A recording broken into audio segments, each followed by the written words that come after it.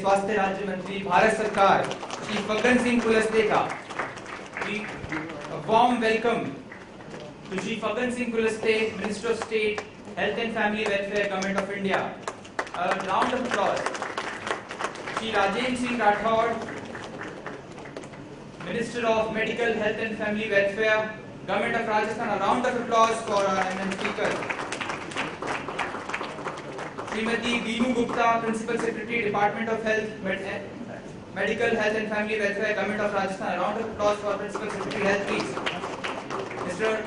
Naveen Jain, Mission Director of National Health Mission, Government of Rajasthan. A round of applause for him. Shri G. Srinivasan, Chairman and Managing Director, the New India Assurance Company Limited. A round of applause for the Chairman of New India Assurance.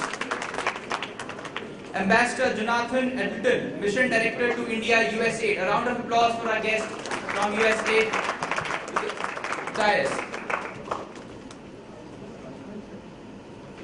To just brief you in short, it's the second healthcare summit in the kind association with Government of Rajasthan. It's a platform for all the stakeholders in the healthcare ecosystem across the nation to join here and discuss and deliberate on the challenges, issues and achievements in healthcare sector in India.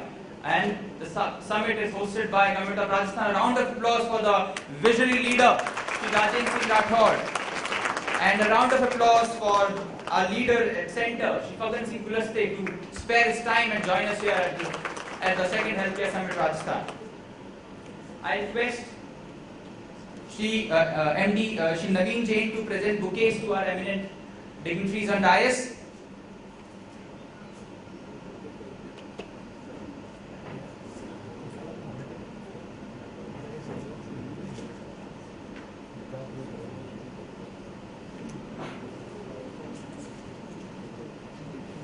तालियों के साथ हमारे अतिथिगण का अभिनंदन किया जाए और स्वागत किया जाए।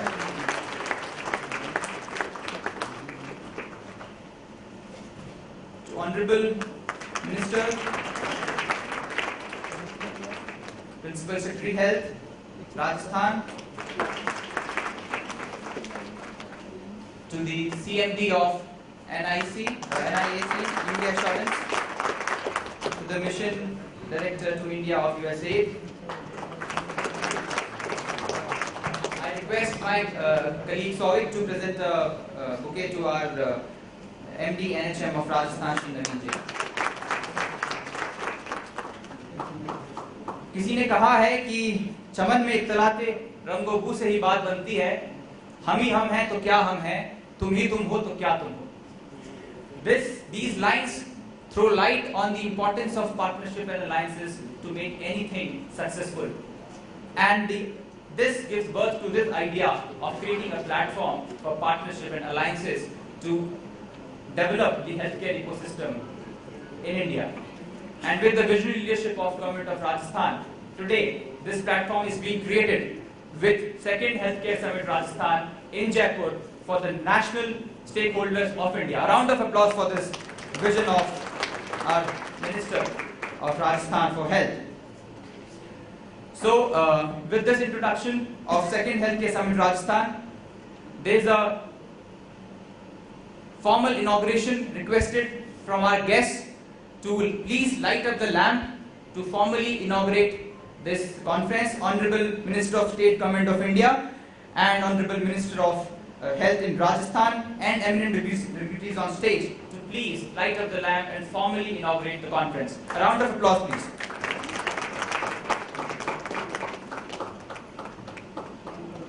हमारे कार्यक्रम के मुख्य अतिथि श्री फग्गन सिंह कुलस्ते, माननीय स्वास्थ्य राज्य मंत्री भारत सरकार, हमारे इस कार्यक्रम के अध्यक्ष श्री राजेंद्र राठौड़, माननीय स्वास्थ्य मंत्री भारत सरकार,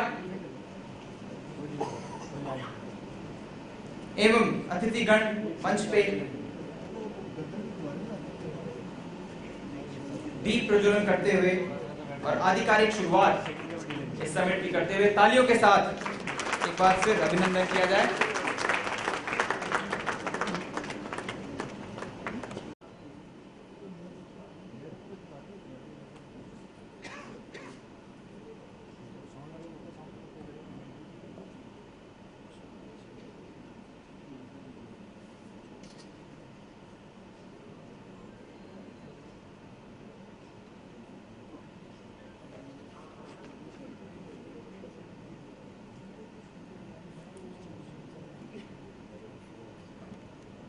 जोरदार तालियों के साथ हमारे मुख्य अतिथि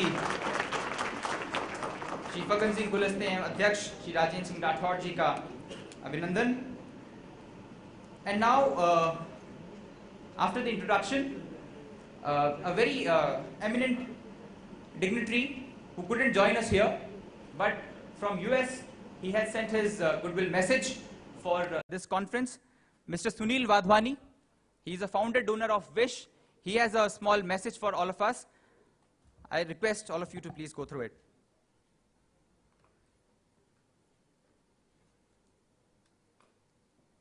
Screen, please.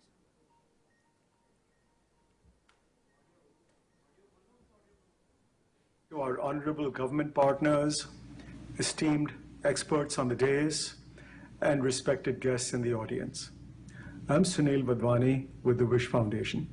I apologize for not being here in person, but several of our team members from the Wish Foundation are present, and we are delighted and honored to be with you.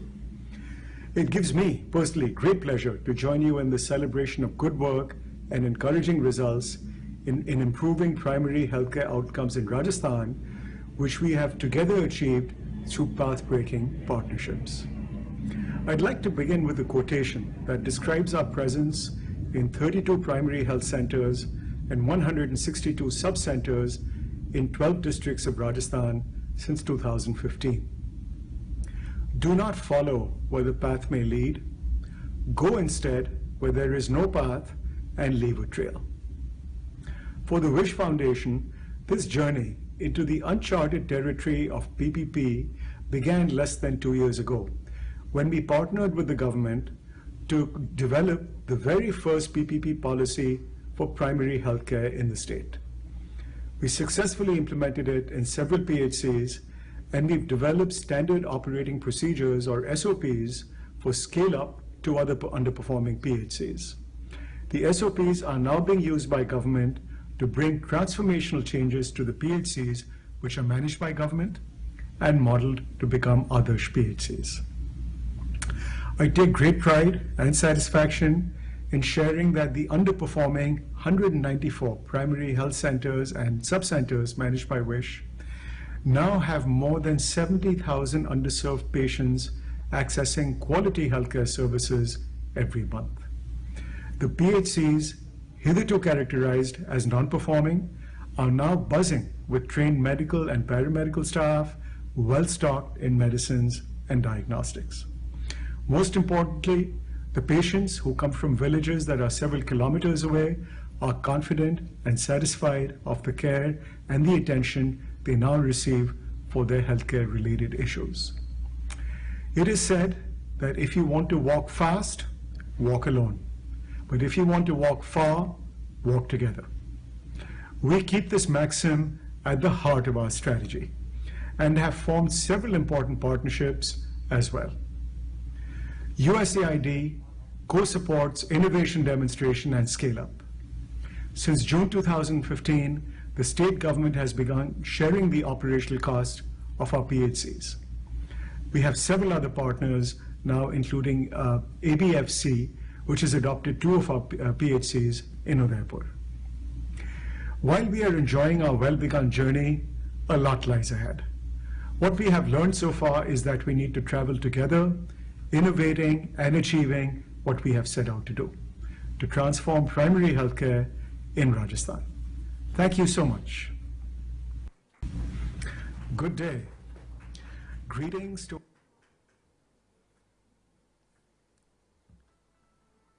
Thank you so much.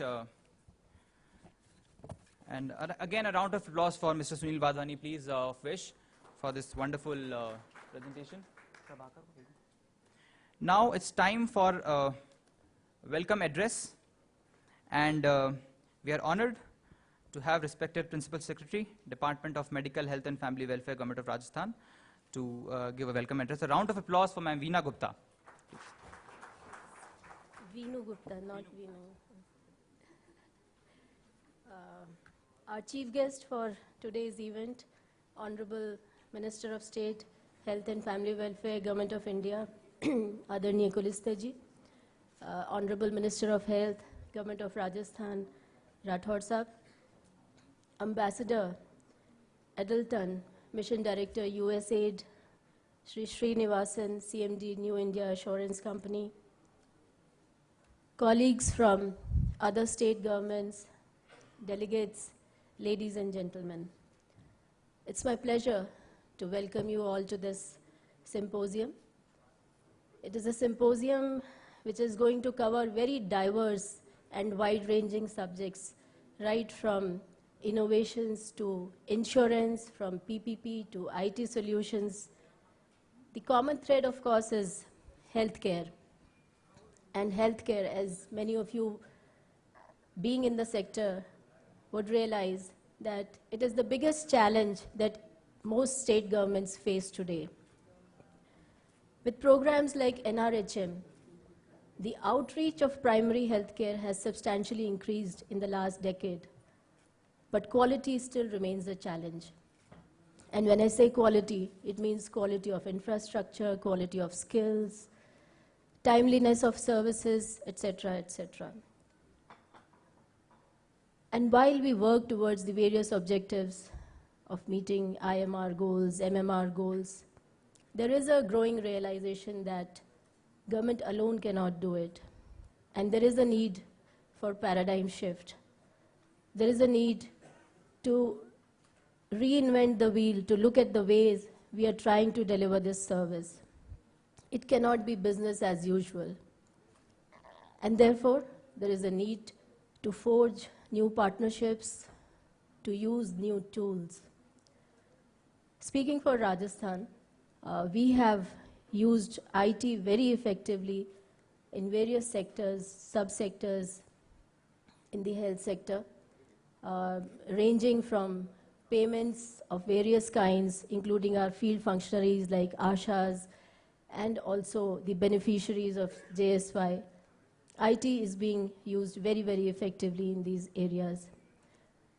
We also sincerely believe that private sector brings efficiencies, and if government infrastructure and private sector efficiencies, they can marry, the results can be outstanding.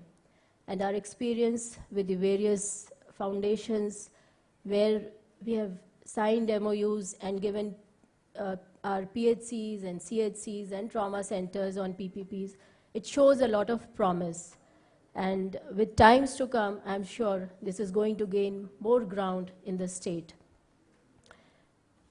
With this, I again welcome you all, and I feel that this summit will be an excellent platform for sharing of experiences, sharing of ideas, and the insights that we get will be useful for everybody. Welcome once again. Thank you.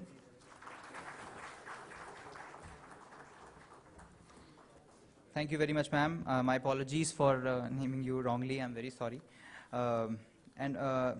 You have this public-private partnership is a very important discussion today.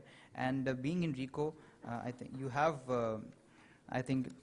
took a leadership in public-private partnership, and everybody knows the success of research in Rajasthan.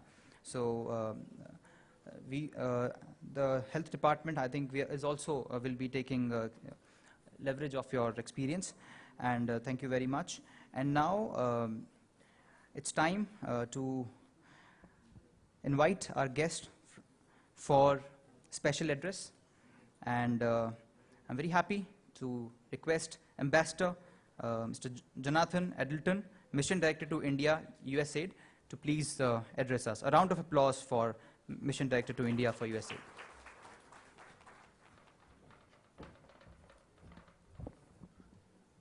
Thank you, Dhanyavad. Namaste, good morning, honorable ministers, senior officials from the Government of India and Rajasthan, distinguished guests, ladies and gentlemen. Of course, Rajasthan is a beautiful city on everybody's to-visit list, certainly on mine. The state is well known for its royal palaces, for its history, for its bravery, for its culture, for its hospitality, for its desert landscapes, and of course for the great food. And I too am happy to be able to experience that here in Jaipur today. Of course, what brings us here today is to mark, witness, and learn from the state's commitment to providing equitable access to healthcare quality to all. The proactive steps taken by the government of Rajasthan to improve health outcomes are well known, and I want to thank the state government for inviting me to speak for a few minutes about USAID's role in helping to advance this initiative. I often, before I go to a place, I ask my colleagues to think of a proverb or a couplet that would be useful. There's a couple of them here. One I do want to say at this point is, some of you may have heard of it, Avashyatka, Avishkar, Kijananaha. I think it really is true that necessity is the mother of invention, and given all the necessities that this world faces, it's particularly true in the area of health. The challenges are enormous, and I think it's always worth reminding ourselves that it's not just about the numbers, it's about the real people that lie behind those numbers. Several thousand pregnant women and children below 5 years of age die each year due to pregnancy-related complications, malnutrition, pneumonia, and diarrhea. The majority of these deaths are preventable. In fact, there's an estimated 2.2 million tuberculosis cases per year in India, of which only 1.5 million are said to be diagnosed and reported to the government. There's also estimated to be as many as 700,000 undiagnosed cases of HIV/AIDS. Without proper diagnosis and care, people are unknowingly spread infections to those that are closest to them. In addition to these challenges, the increased cost of health care prevents a real barrier to some for accessing that care. In fact, in an attempt to reach out and access healthcare services, millions of Indians are pushed into poverty every year. This, by the way, is a phenomenon around the world, that one of the quickest routes to poverty is not being able to meet one's health bills because health is so important to everyone. Having to choose between your health and your livelihood is a decision that no one should be forced to make. We need, not just in India, but around the world, to respond faster, smarter, and more efficiently to these healthcare concerns. We need to work together to achieve common objectives to improve health outcomes, in this case in India, and since we're gathered in Rajasthan, here in Rajasthan. Developed objectives such as ending preventable child and maternal deaths and creating a TB and AIDS-free India can only be achieved through a multi-sectoral approach in which partners, both public and private, work hand in hand with the state and national governments. In a country like India, where the private sector is the first point of contact for more than 60% of the population, it's especially critical to engage, develop, and nurture private sector partnerships. I should also say at this point that more broadly, partnerships is probably the core theme for USAID in terms of our engagement with India in a very different kind of way. I often, again, mention to my colleagues that when I first came to India, I was looking through the antique shop in Delhi and came across the poster for an old Bollywood film that some of you may have seen, Ek Aur Ek Gyara. Ek Aur Ek Gyara has become my theme through my time here in India.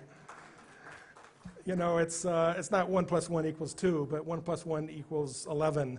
And actually, the interesting thing is some of these are multiple partnerships. And so sometimes I say, na sirf ek aur ek is 3, 18, lekin ek aur ek shayad 100 11. But I love that saying, and again, people that have heard me speak it, I pretty much say it everywhere because I think it really captures the fact that we can, when we work together, be more than the sum of our parts. So I like to do that. And certainly from our perspective, by the way, I think of the government of India and the states. I mean, that right there is ek aur ek, because it's the central government, it's also the state. And so, you know, again, we have these sort of triple partnerships. But certainly USAID has partnered with the government of India over many decades to support India's health goals and priorities. India has changed enormously during that time, and certainly our partnership and the way we work together has changed too. But we are supporting work that will help improve access to affordable, quality health care for India's most vulnerable populations.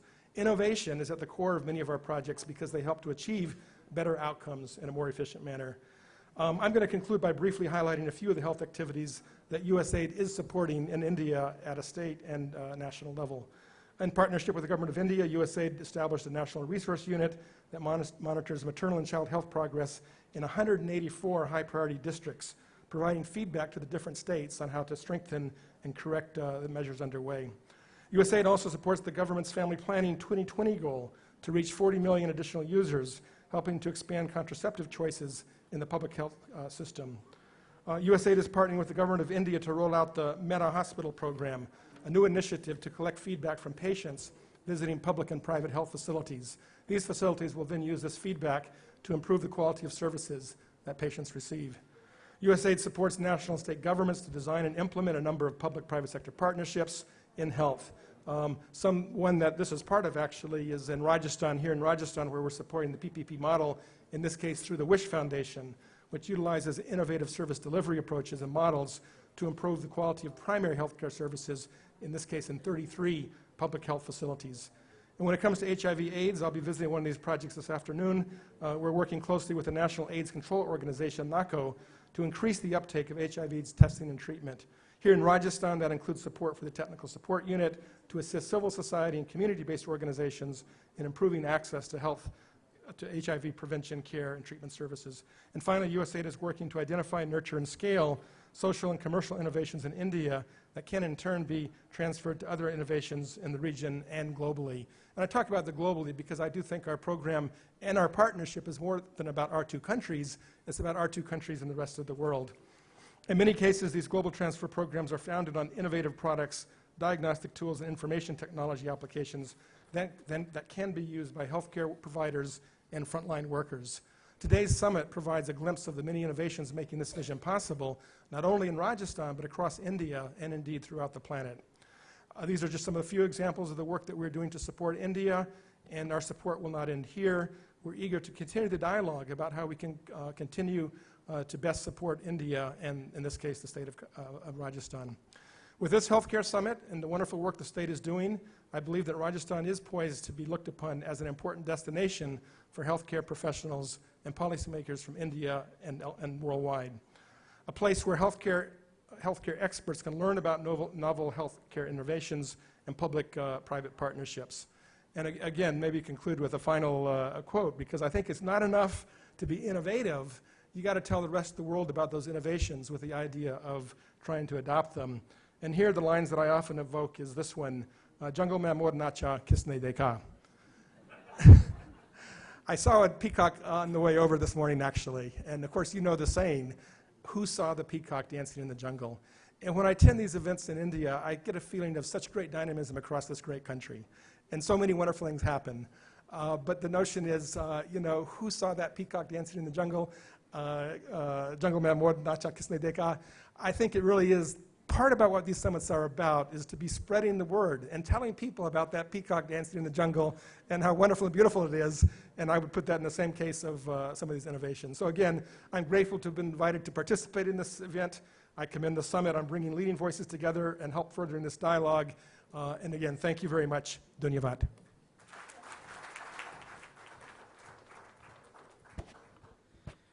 Thank you very much, sir. Congratulations for your vision to support and cooperate with India and Rajasthan for development of healthcare.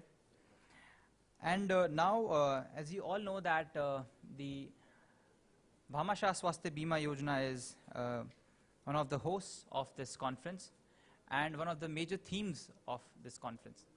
Bhamasha Swasthya Bima is one of the best healthcare insurance schemes currently running in India, and the sole insurer for this conference is New India Assurance Company Limited. So to throw some light on Bhamasha Swasthya Bima Yojana and also about the New India Assurance Company Limited, and also to we are fortunate enough to listen to a very visionary leader in this banking and finance sector. And it's our pleasure to invite on stage for the address Shri G. Srinivasan, Chairman and Managing Director of the New India Assurance Company Limited. A round of applause for Mr. Srinivasan, please.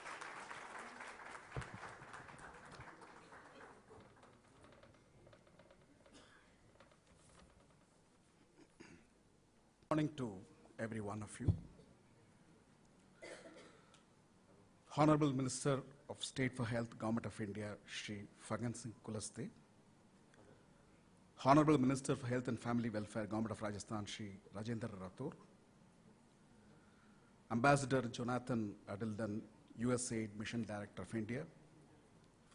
Srimati Veenu Gupta, Principal Secretary, Department of Health, Medical and Family Welfare, Government of Rajasthan. Shri Naveen Jain. Ladies and gentlemen, I'm extremely grateful to the organizers for giving me an opportunity for attending the second annual Rajasthan Healthcare Summit. The Bhamasha Swasthya Bima Yojana, which is being operated in the state of Rajasthan, is probably the best healthcare scheme operated anywhere in the country. I must compliment the Chief Minister, the Health Minister, and all the officials for their great efforts in making this scheme a great success. We in New India Assurance are extremely proud and privileged to be part of this scheme, to be involved in operating this scheme and bringing healthcare benefits to the people of the state. New India Assurance is the largest general insurance company in India. We have a history of 97 years in this country. We have about 2,500 offices in India, and also we operate about 28 countries across the world through 65 offices. Last year, we did a premium of 18,400 crores, and we are financially the strongest entity in the whole country. We have been very closely involved with the various state governments and Government of India in implementing many of the social welfare schemes. We are involved in operating the government health insurance schemes, the Rashtriya Swasthya Bima Yojana in many states. We are also involved in providing personal accident cover to about 25 crore people who have the RuPay cards under the Pradhan Mantri's Jan Dhan Yojana. We are also involved in giving about 2 crores Pradhan Mantri Suraksha Bima Yojana policies with a sum insured of 2 lakhs to people across the country. We are also a major player in the Pradhan Mantri Fasal Bima Yojana. So that way, I mean, we are very, very closely associated in carrying out the policies of the Government of India and various state governments. Friends, today healthcare is a very, very important issue in India. We have challenges in terms of health infrastructure.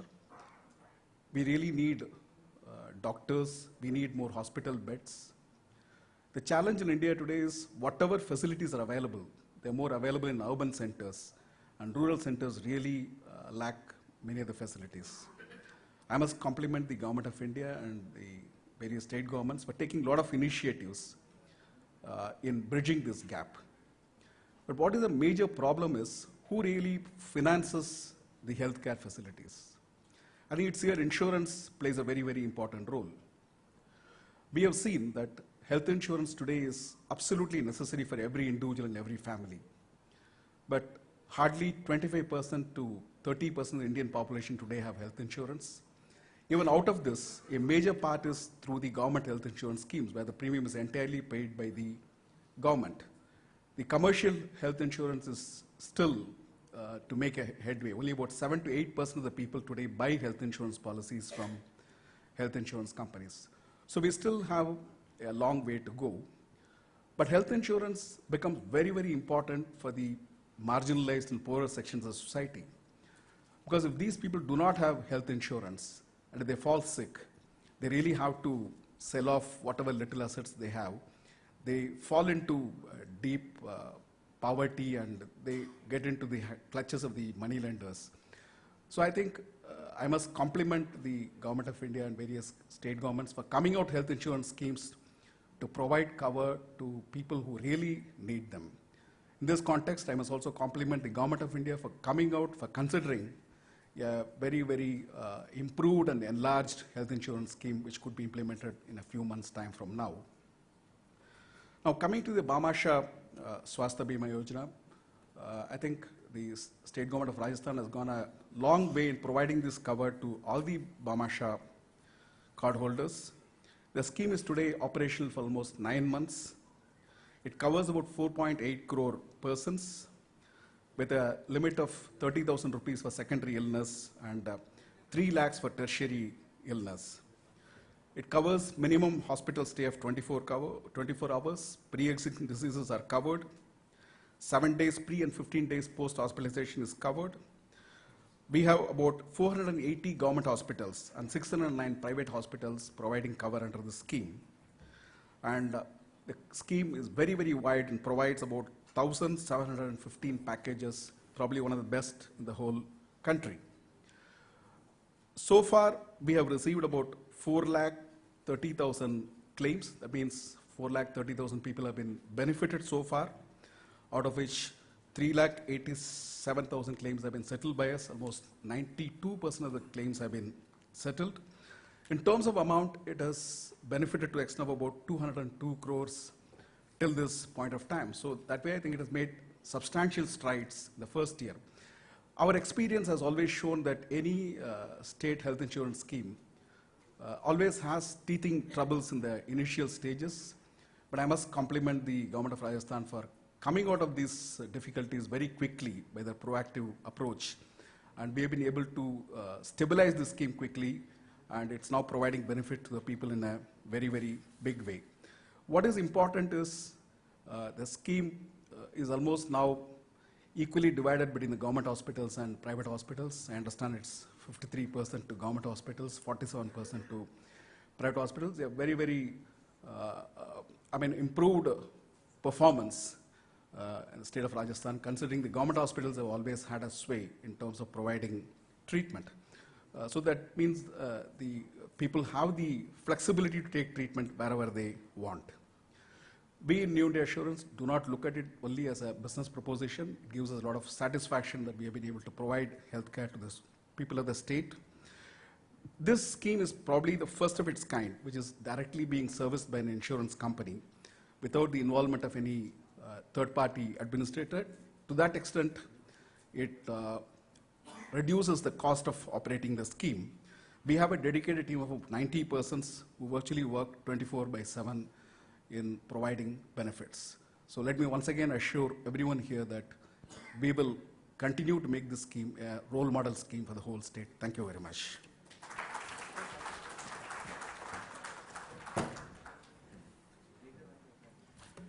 Thank you very much, sir. Before we move out for the next segment of this conference, I request, we have Mr. Om Kasera, Managing Director of Rajasthan Medical Services Corporation thus. I request Mr. Om to please present a bouquet to Honorable Minister of State for Health, Government of India.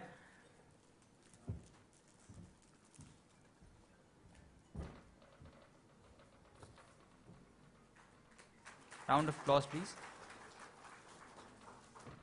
We have Mr. B.L. Kothari, AMD of NHM, also here, Government of Rajasthan. I request Mr. Kothari to present a bouquet to Honorable Health Minister of Rajasthan, Mr. Rajendra Rathod.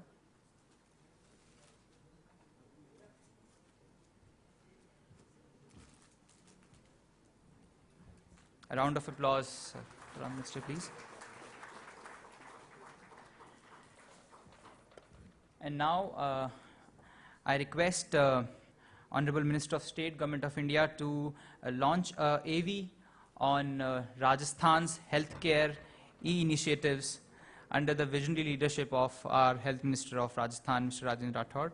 Sir, we request you to please launch this AV.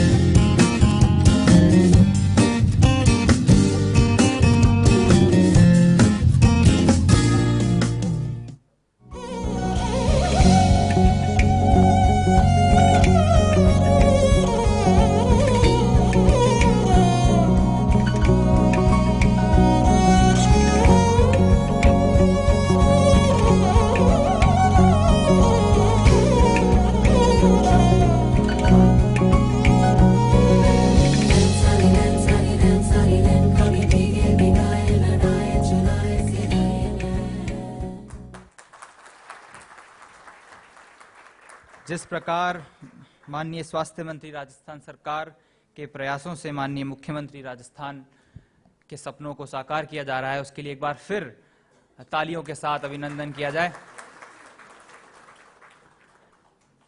Sir, ये जो film आज दिखाई गई है, ये principal secretary health और MD NHM साहब के नेतृत्व में जो ये टीम काम कर रही है, उनके प्रयास हैं। और 15 से 20 राज्यों से आए जो प्रतिनिधि आज मौजूद हैं यहाँ पे, उनके समक्ष 50 से के करीब हॉस्पिटल्स के जो प्रमुख यहाँ पे आए हैं और कई स्वास्थ्य एजेंसियाँ और कंपनियाँ जो यहाँ मौजूद हैं, करीब 50 से 60 के बीच देश और विदेश से, उनके बीच में आज ये साझा हुआ है। और हमें उम्मीद है कि वो ये इस एक्सपीरियंस को अपने स्टेट्स में, अपने हॉस्पिटल्स में और अपनी एजेंसीज में लेके जाएंगे और कुछ राजस्थान से को सिखा के जाएंगे आज और कुछ राजस्थान से सीख के जाएंगे। तो तालियों के साथ इस नेतृत्व का अभिनंदन किया जाए। And after this very wonderful audiovisual of Rajasthan's healthcare innovations and initiatives, the person behind this initiative from eLets Technomedia, from eHealth magazine, we request Honorable Minister of State, Government of India for Health, Shri Fagan Singh Kulaste, to award the Honorable Health Minister of Rajasthan for his visionary leadership to take healthcare of India at this level. A round of applause for this visionary leader, and I request my team to get the trophy to Shri Rajendra Rathod for his exemplary contribution to the healthcare sector, not only to Rajasthan, but because of learnings from Rajasthan in the national scenario, these implementations are taking place. These examples are replicated across India, whether it was Asha Soft or BSBY, or all these initiatives are being replicated across India. And now it's our pleasure and our fortunes to listen to the leader, Shri Rajendra Rathod, Honorable Minister for Health and Family Welfare, Medical Health and Family Welfare, Government of Rajasthan. Sir, मैं आग्रह करूंगा कि आप मंच को संबोधित करें और हमें अनुग्रहित करें। तालियों के साथ श्री राजेंद्र राठौड़ का स्वागत किया जाए।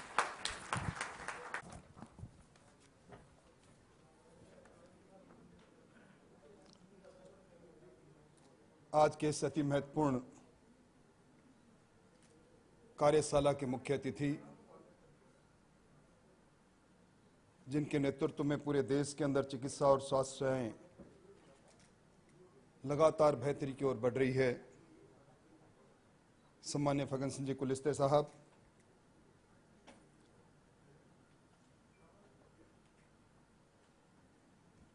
हमारे चिकित्सा और स्वास्थ्य विभाग के साथ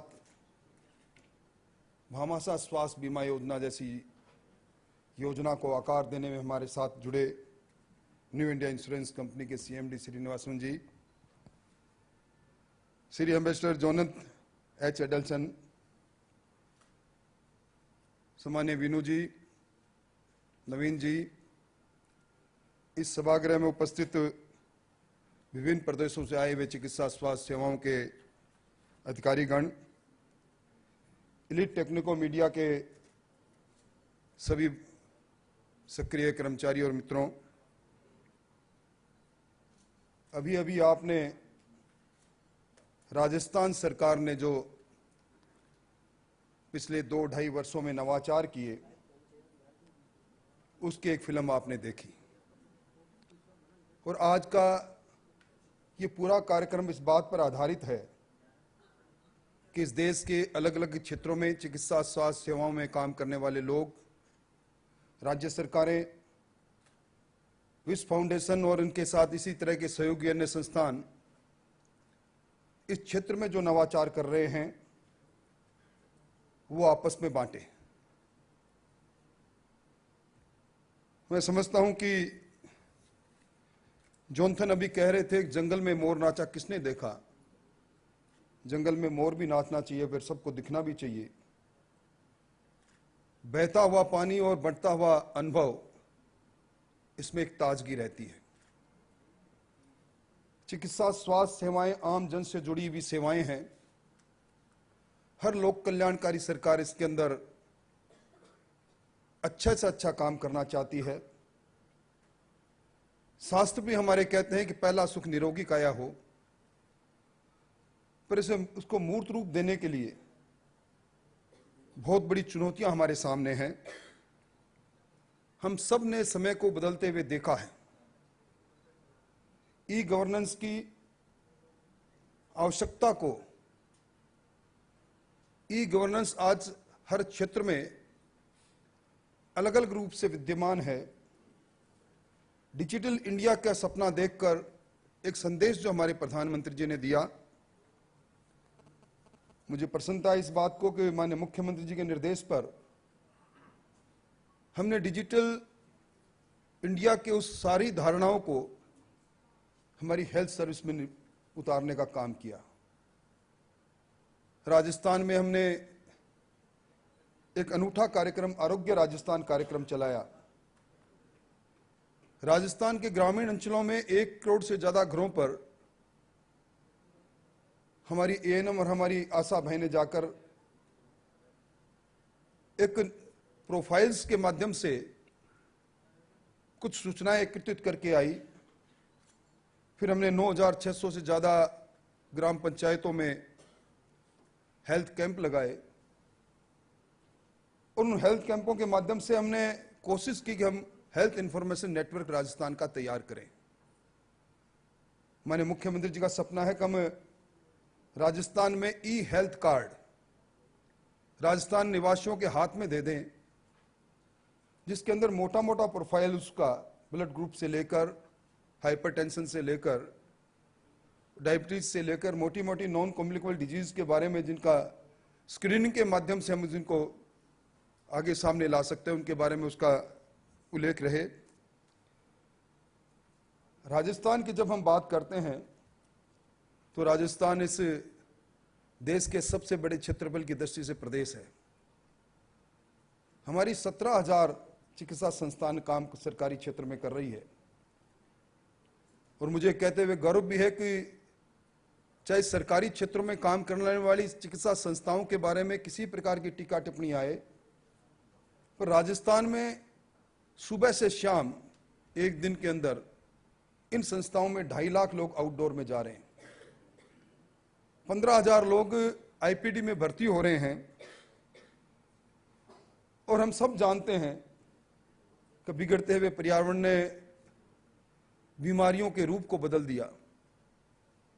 नॉन कम्युनिकेबल डिजीज का दायरा बढ़ता जा रहा है।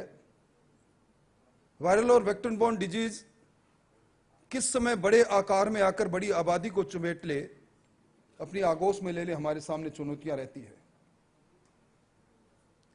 ऐसे समय में बहुत बड़ी आवश्यकता है कि इंफॉर्मेशन टेक्नोलॉजी के माध्यम से हम इस प्रकार की चीजों को इजाद करें कि हमें मालूम पड़ जाए कि इस जिले के अंदर इस प्रकार के एनवायरनमेंट की तब्दीली के साथ ट्रेंड ऑफ इलनेस इस प्रकार का बदला है। आज रोबोट सर्जरी की बात हम कर रहे हैं, हम टेलीमेडिसिन की बात को कई वर्षों से सुन रहे हैं। आज किसी भी जगह पर हम बड़े से बड़े जटिल ऑपरेशन का लाइव डेमोन्स्ट्रेशन हम देख रहे हैं। मैं समझता हूं कि ऐसे समय के अंदर बहुत बड़ी आवश्यकता है किसी प्रकार के कार्यशाला के माध्यम से हम आज की इस आईटी के युग में होने वाले क्रांतिकारी परिवर्तन के साथ किस प्रकार कदम से कदम जोड़ें, हम इन सेवाओं को ठेठ उस धरातल तक जिसमें नर में नारायण है वहां तक पहुंचाने का काम करें। मैं इस बात के लिए नवीन जी आपको और आपकी पूरी टीम को, विनू जी बधाई देना चाहूंगा कि हमने देश के अंदर कुपोषण के विरुद्ध जो जंग है उसको एक नया आकार दिया। पहली बार समुदाय आधारित कुपोषण CMAM कार्यक्रम हमने लॉन्च किया। दिसंबर 2015 से लेकर जुलाई 2016 तक चले इस कार्यक्रम में 13 जिले, 41 हमारे पिछड़े हुए ब्लॉक्स और उसमें 2,34,000 बच्चों की स्क्रीनिंग के बाद जिन 9,640 बच्चों को हमने चिन्हित किया कि वो मेल न्यूट्रिशन है, सीवियर मेल न्यूट्रिशन है, एक्यूट मेल न्यूट्रिशन है, और उन सब का जब हमने समुदाय में रहते हुए, कम्युनिटी में रहते हुए इलाज प्रारंभ किया, एक पोषण, और उस पोषण के माध्यम से हमने उसके घरों में रहते हुए हमारी आशा और हमारी एएनएम के माध्यम से जब उपचारित उनको किया, तो निश्चित तौर पर बड़ी प्रसन्नता हुई कि उनमें से 9,000 से ज्यादा बच्चे इस कुपोषण के चक्र से निकल गए। भारत सरकार ने अब इस चीज जो टास्क फोर्स बनाई है, उस टास्क फोर्स के डॉक्टर M.K. भान ने इस राजस्थान के इस कदम की सराहना की, और मैं समझता हूं कि उसके पश्चात कुपोषण वॉच, जिसका जिक्र भी आपने इस प्रेजेंटेशन में देखा, हमारे 6,000 से ज्यादा बच्चे हमारे सारे MTC सेंटर में जो भर्ती हुए, इस सॉफ्टवेयर के माध्यम से हमने केंद्रीकृत रूप से उन बच्चों के इलाज पर, उन बच्चों के पोषण पर जब निगाह रखी, तो उसके भी बड़े शानदार परिणाम आए। आज जिस आशा सॉफ्ट की बात अभी आपने देखी, भारत सरकार ने राष्ट्रीय पुरस्कार दिया।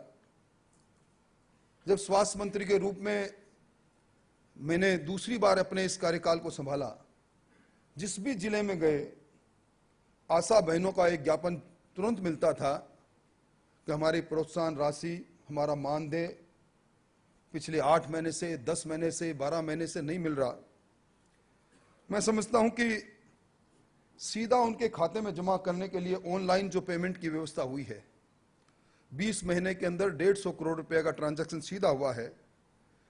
ये जो प्रधानमंत्री जी डायरेक्ट बेनिफिट ट्रांसफर की बात करते हैं, हमारे मुख्यमंत्री जी महिला सशक्तिकरण की बात करते हैं, हमने दोनों के भावों को इस कार्यक्रम के माध्यम से पूरा करने का काम किया। और अभी ओजस हमारे सॉफ्टवेयर के बारे में अभी आपने खुद ने देखा, हमारी जितनी भी CHC है, CHC से आगे हमारे सैटेलाइट और डिस्ट्रिक्ट हॉस्पिटल है, उनमें चाहे जननी सुरक्षा योजना की कई लाभार्थी हो, चाहे शुभ लक्ष्मी, और राजस्थान ने जो एक नया कार्यक्रम चलाया है मुख्यमंत्री राजश्री योजना, इन सब लाभार्थियों को ऑनलाइन पेमेंट तत्काल हो जाए, इस प्रकार की व्यवस्था हुई है, जिससे बीच के अंदर कई बार इस पेमेंट के डिले होने के साथ साथ कई प्रकार की भ्रष्टाचार की बातें उठती थी, वो सब बातें समाप्त हो गई। ई उपकरण जो एक नवाचार राजस्थान ने किया है, हमने किर्लोस्कर कंपनी के साथ MOU किया है। आज राजस्थान में 46,000 छोटे बड़े उपकरण हैं, बिखरे पड़े हैं बहुत सी संस्थानों में। इनमें से बहुत से उपकरण डिब्बों से बाहर नहीं आए, बहुत से उपकरण का उपयोग नहीं हुआ, बहुत से उपकरण खराब हो गए, बहुत से उपकरण कंडमनाइजेशन के लायक हैं। इन सब को इस ई उपकरण के माध्यम से हम इन सब का रख रखाव करने का काम हम कर रहे हैं। मैं समझता हूं इसके भी परिणाम सामने आ रहे हैं, और मुझे ये कहते हुए प्रसन्नता है और गर्व भी है कि राजस्थान ने भामाशाह स्वास्थ्य बीमा योजना प्रारंभ की। इसके प्रारंभ के अंदर कई प्रकार की कठिनाइयों को और झंझावतों से हम निकल कर आगे बढ़े। लोगों ने कहा कि ये योजना, इसका सार्थक परिणाम जिस भाव से प्रारंभ किया गया वो पूरा नहीं होगा।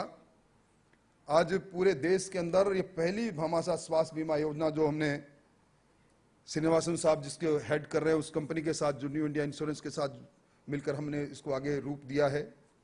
आज 1700 पैकेज, छोटी बीमारी से लेकर बड़ी बीमारी तक, 30,000 से लेकर 3 लाख तक, राजस्थान के 67% लोगों को सुरक्षा चक्र मिला है।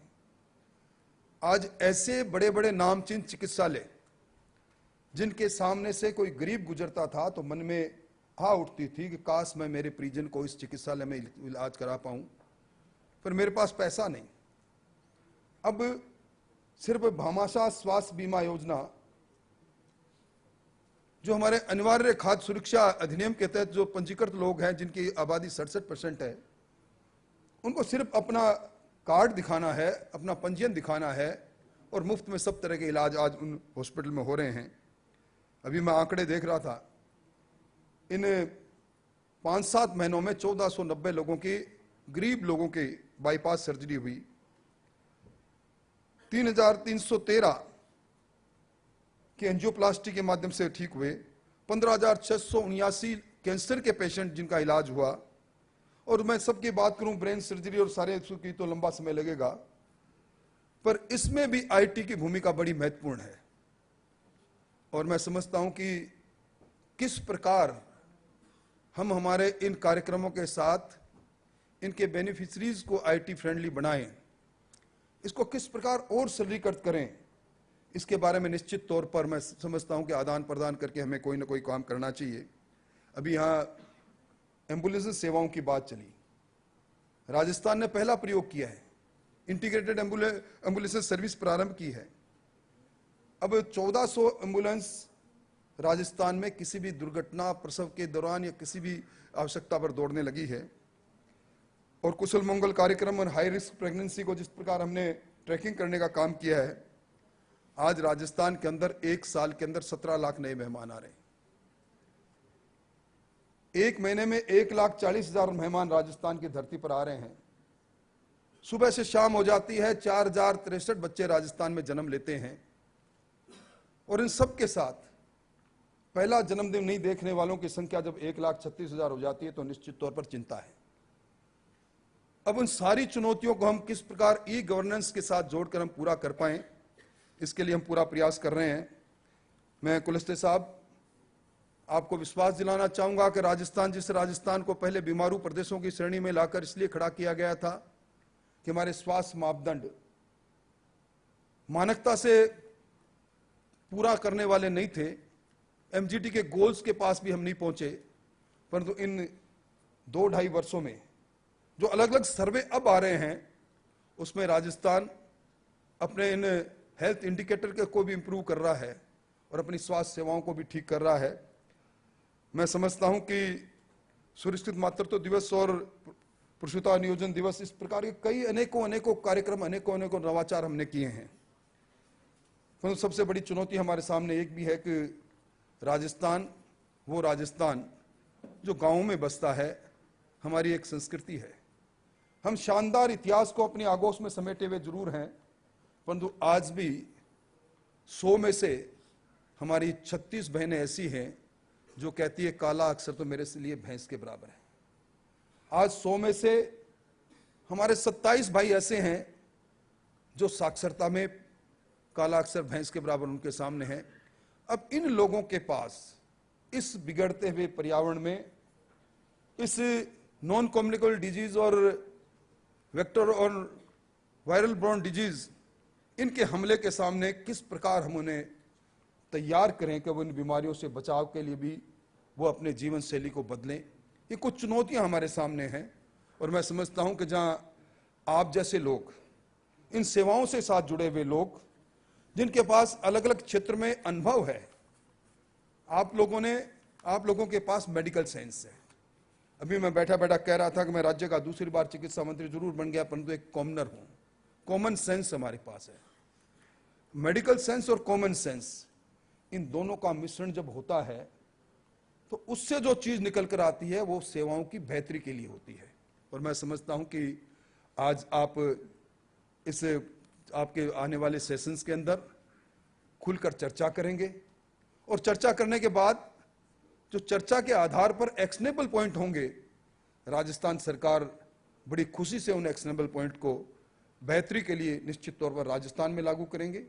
और मैं कुलसे साहब, इस अति महत्वपूर्ण इस कार्यशाला के अंदर, जहां पूरा हिंदुस्तान एक तरह से इस सभागृह में उपस्थित है, जिन लोगों ने अलग अलग इस मेडिकल और हेल्थ सर्विसेज के अंदर काम किया है, उनमें आपके उद्बोधन और आपका उपस्थिति निश्चित तौर पर इस पूरे कार्यक्रम को एक और गरिमा दे रही है।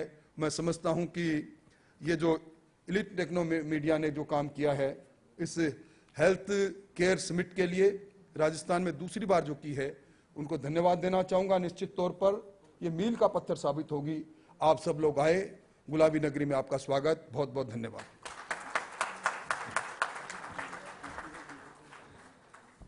Thank you very much honourable minister for health in Rajasthan. बहुत बहुत शुक्रिया माननीय मंत्री जी। और इन्हीं प्रयासों के तहत हमने पिछले 1-1.5 महीने से हमारी संपादकीय team, our editorial team was here in Rajasthan covering the initiatives, healthcare initiatives of Rajasthan, taking opinions from people, and we have developed a special issue, October issue of eHealth magazine is specially on Rajasthan. So I request Honorable Minister of State, Government of India, Honorable Minister of Rajasthan, and eminent dignitaries to launch this special issue of eHealth magazine, Asia's most popular magazine on health enterprise. Its special issue on Rajasthan, the October issue. We request eminent dignitaries to please launch this special issue on Rajasthan. And then I request to distribute it to the audience also. तालियों के साथ इस magazine के विमोचन का स्वागत किया जाए। एशिया की सबसे बड़ी हेल्थ मैगजीन का राजस्थान स्पेशल इशू ई हेल्थ मैगजीन आज लॉन्च होता हुआ माननीय मंत्री महोदय का बहुत बहुत धन्यवाद। अब ऐसे ही कई नवाचारों में से one of those special initiatives of government of Rajasthan and under the leadership of Chief Minister and Health Minister, there is a launch of eWin, and I request Mr. Romil Singh, who is looking after this initiative, to please brief us about it, and then we'll request Honorable Minister to launch it.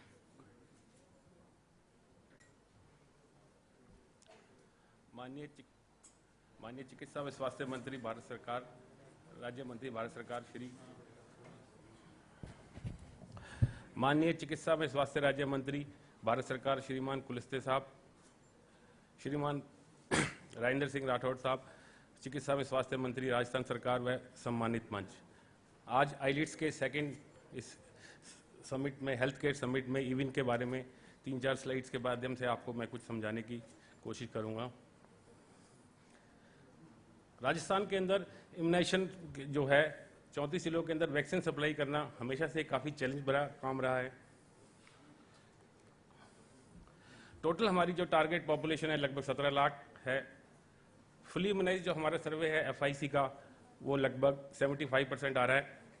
Total number of cold chain points जो राजस्थान में 34 जिलों के अंदर supply करते हैं 2181 है। Routine immunisation के अंदर हमारे पास हमेशा ही 3 चैलेंज रहे हैं, जो मेन फंडामेंटल 3 क्वेश्चंस हैं। नंबर 1, क्या मेरे वैक्सीन कहाँ पर हैं, क्या वो एडिक्वेट क्वांटिटी में है सेशन साइट पे जाने के लिए, क्या वो एक रिकमेंडेड टेम्परेचर जो 2 से 8 डिग्री क्या उस पर स्टोर किए गए हैं। हमें ये जो 4 चीज़ें हैं, availability of functional computer, data entry operator, internal access, और इन पे डिपेंडेंसी को कम करने के लिए ये सब 3 चीज़ें होने के बाद कई बार ये होता था कि लाइट नहीं होती थी। इन चीज़ों को डिपेंडेंसी को कम करने के लिए हमें एक ऐसा सोल्यूशन चाहिए था, इवन सोल्यूशन, जो इन सब चीज़ों के ऊपर डिपेंडेंसी हमारी कम कर सके। इसके लिए सबसे पहले हमने स्टॉक रजिस्टर और डिस्ट्रीब्यूशन रजिस्टर जो हमारी कोल्ड चेन पॉइंट पे यूज़ किए जाते थे उनको हमने स्टैंडर्डाइज किया। मोबाइल ऐप हमने हमारे कोल्ड चेन वर्कर्स को दी। हमने पूरे राजस्थान में टैंप लॉगर्स लगाए। फिर ये मोबाइल ऐप और ये टैंप लॉगर का डाटा क्लाउड सर्वर पर जाकर जब इकट्ठा होता है उसके बाद ऑनलाइन डैशबोर्ड, जो इविन का जो एक डैशबोर्ड है ऑनलाइन है, इसके ऊपर हम इस दोनों डाटों को मर्ज करके हम इसको बेहतर तरीके से देख सकते हैं कि हमारी वैक्सीन कहाँ कहाँ पड़ी हुई है, क्या उनका स्टॉक है, कोई एक्सपायरी तो नहीं हो रही है, कितना उनके अंदर एक्टिविटी चल रही है। और सबसे बड़ी बात, एज ए प्रोग्राम मैनेजर हमें डिसीजन पावर आती है कि हम देख सकें कि हमारा वैक्सीन का यूटिलाइजेशन, मैक्सिमम यूटिलाइजेशन कहाँ हो रहा है, कोई एक्सपायरी तो नहीं हो पा रही है। स्टेप्स इवन के रोल आउट करने के लिए हमने क्या क्या स्टेप्स किए। सबसे पहले रियल टाइम डाटा कलेक्ट किया हमने क्रिटिकल पॉइंट से, जैसे राजस्थान के कितने कोल्ड चेन पॉइंट हैं, कितने हमारी इन्वेंट्रीज हैं, उनको हमने डाटा कलेक्ट किया। कैपेसिटी बिल्डिंग करी, राजस्थान के जितने भी कोल्ड चेन हैंडलर्स थे उनको हमने ट्रेनिंग दी, कोल्ड चेन मैनेजर उनको ट्रेनिंग दी। फिर डिजिटलाइजेशन ऑफ वैक्सीन स्टॉक, जितना भी हमारा वैक्सीन जो है राजस्थान के 2181 कोल्ड चेन पॉइंट पे जो हमारा वैक्सीन पड़ा हुआ था उसको हमने डिजिटलाइज किया ऐप के माध्यम से। उसको हमने एक्सपायरी कितनी है उसकी डाटा को उसमें डाला। फिर पूरे राजस्थान के अंदर हमने सबसे पहले टैंप लॉगर्स लगाए ताकि वो टेम्परेचर, किस टेम्परेचर में 2 से 8 डिग्री जो हमारा एक रिकमेंड टेम्परेचर है उसके अंदर वो स्टोर है कि नहीं, उसके लिए हमने टैंप लॉगर्स लगाए।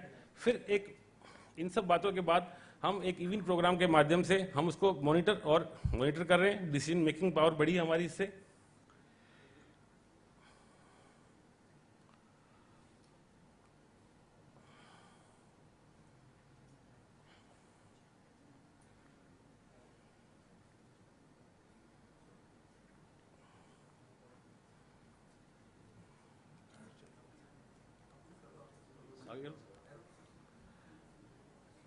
आज का जो करंट इम्प्लीमेंटेशन है, हमारे टोटल 43 वैक्सीन स्टोर्स है, जिसके अंदर 2 हमारे स्टेट वैक्सीन स्टोर हैं, 7 हमारे रीजनल वैक्सीन डिपो हैं, 34 हमारे डीवीएस हैं, total cold chain point 2181, total vaccine handler और वैक्सीन स्टोर कीपर्स को हम ट्रेनिंग दे चुके हैं 2224, और इन सबको हमने स्मार्टफोन डिस्ट्रीब्यूट किए हैं। यूएनडीपी के माध्यम से हमने 2224 जो हमारे कोल्ड चेन हैंडलर और वैक्सीन मैनेजर हैं उनको हमने स्मार्टफोन डिस्ट्रीब्यूट किए हैं। टोटल टैंप लॉगर हमने 2274 राजस्थान के अंदर टैंप लॉगर लगा चुके हैं। इवन का अर्ली इम्पैक्ट, जब से हमारा इवन लास्ट ईयर से शुरू हुआ है, जो पिछले 6 महीने की बात करें, जो अर्ली सबसे जो इंपॉर्टेंट इवेंट है सर, पहले हमारे स्टॉक आउट इवेंट से मतलब ये कि हमारे कोल्ड चेन पॉइंट के अंदर वैक्सीन खत्म हो गया। अचानक खबर आती थी साहब यहाँ पर वैक्सीन नहीं है, वैक्सीन खत्म हो गया। जो आप देखें अप्रैल 16 में लगभग 7424 जगह पे हमारा स्टॉक आउट हो रहा था, लेकिन आज हम सितंबर 16 की बात करें तो 2376 सेशन साइट्स पे हमारा वैक्सीन स्टॉक आउट हुआ। ये 2376 में से मैं आपका बताना चाहूँगा, ये मेनली आईपीवी है जो कि ग्लोबल शॉर्टेज चल रही है। आईपीवी वैक्सीन हमारा राजस्थान में नहीं आ रहा है, इसलिए स्टॉक आउट इवेंट यहाँ देखने को मिल रहे हैं। सबसे इंपॉर्टेंट बात, जो हमारा वैक्सीन कई बार पड़ा एक्सपायर हो जाता था, जो हमें पता लगता नहीं था कि हमारा वैक्सीन कोल्ड चेन पॉइंट पे कितना पड़ा हुआ है। हमने डीपीटी के लगभग 76,000 डोज सेव करी, हेपेटाइटिस बी लगभग 28,000 डोज सेव करी, और टिटनस वैक्सीन की 33,000 डोज हमने सेव करी इसके माध्यम से।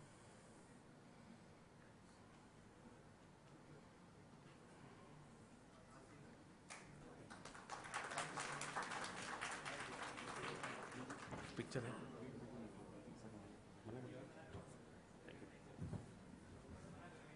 Now we request Honorable Minister of State and of Government of India and Health Minister of Rajasthan to please inaugurate the event formally.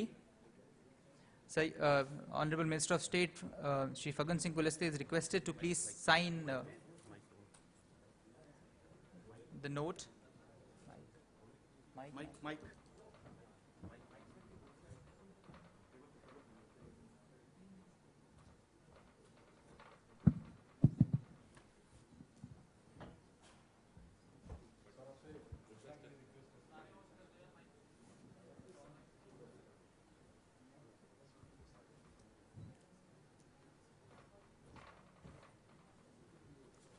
मैं फग्गन सिंह कुलस्ते, केंद्रीय राज्य मंत्री स्वास्थ्य एवं परिवार कल्याण विभाग, भारत सरकार, राजस्थान में 2181 कोल्ड चेन पॉइंट्स पर even electronic vaccines intelligence network कार्यक्रम के शुभारंभ की घोषणा करता हूं।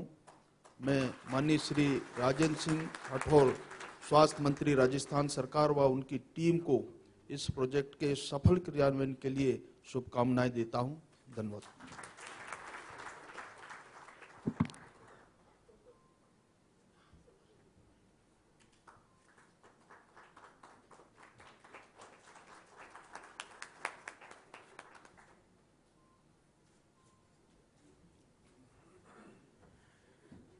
एक बार जोरदार तालियां हो जाए इस शुरुआत के लिए, जो आगे जाके बहुत अच्छे परिणाम देने वाली है। और अगला जो हमारा लॉन्च है सर, आप सभी जानते होंगे, ये बहुत ही पॉपुलर है राजस्थान में, कि जिस तरह बेटी बचाओ बेटी का आंदोलन भारत सरकार भी चला रही है, राजस्थान सरकार भी चला रही है, और किस गंभीरता से राजस्थान सरकार इसको देखती है। आप देखते होंगे कि पीसीपीएनडीटी सेल राजस्थान की हर किसी पहले या दूसरे दिन कहीं ना कहीं फीमेल फीटिसाइड का कन्या भ्रूण हत्या के गुनहगारों को पकड़ती है, और उनको इसकी रोकथाम के लिए युद्ध स्तर पे काम चल रहा है। कल ही आगरा में दर्जनों इंटरस्टेट ऐसे केस, ऐसे डिकॉयज पकड़ लिए गए हैं। कल ही आगरा में भी ऐसा कुछ हुआ है। तो जब एक सरकार इतनी जागरूक हो बेटी बचाने के लिए, बेटियों को जीवन देने के लिए, तो उस दौरान एक जागृति कैंपेन सरकार चला रही है। NHM is running a campaign with Bank of Baroda. Daughters are precious, and indeed daughters are precious. And for this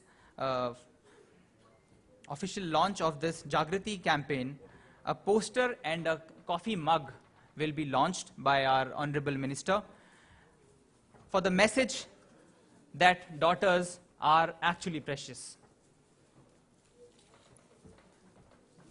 एक बेटी ही आगे माँ बनती है, जीवन का सृजन होता है, एक बेटी ही बीवी बनती है, एक बेटी ही बहन बनती है और एक बेटी ही आज घरों की मुखिया बनती है और बेटियां देश और दुनिया भी चलाती हैं और इसीलिए डॉटर्स आर प्रेशियस। आज हमारी प्रिंसिपल सेक्रेटरी हेल्थ भी आज एक उदाहरण है इस बात का कि एक बेटी कहां तक पहुंच सकती है। आदरणीय वीनू गुप्ता जी हमारे बीच में मौजूद हैं।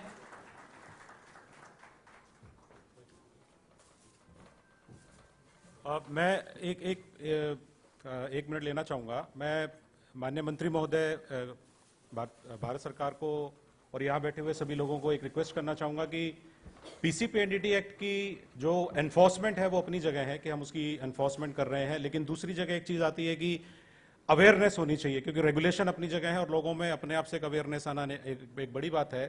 सर मैं रिक्वेस्ट करना चाहूँगा कि सर 2009-10 में जब राजस्थान सरकार ने पहली बार डिकोय ऑपरेशन और मुखबिर योजना लॉन्च की थी तो राजस्थान पहला स्टेट था कि जब 1 लाख रुपए 50,000 रुपए के इनाम के साथ मुखबिर योजना शुरू हुई कि 50,000 रुपए मिलेंगे अगर आप एक सही सूचना देंगे, उसके बाद डिकोय तैयार करके भेजा जाता था।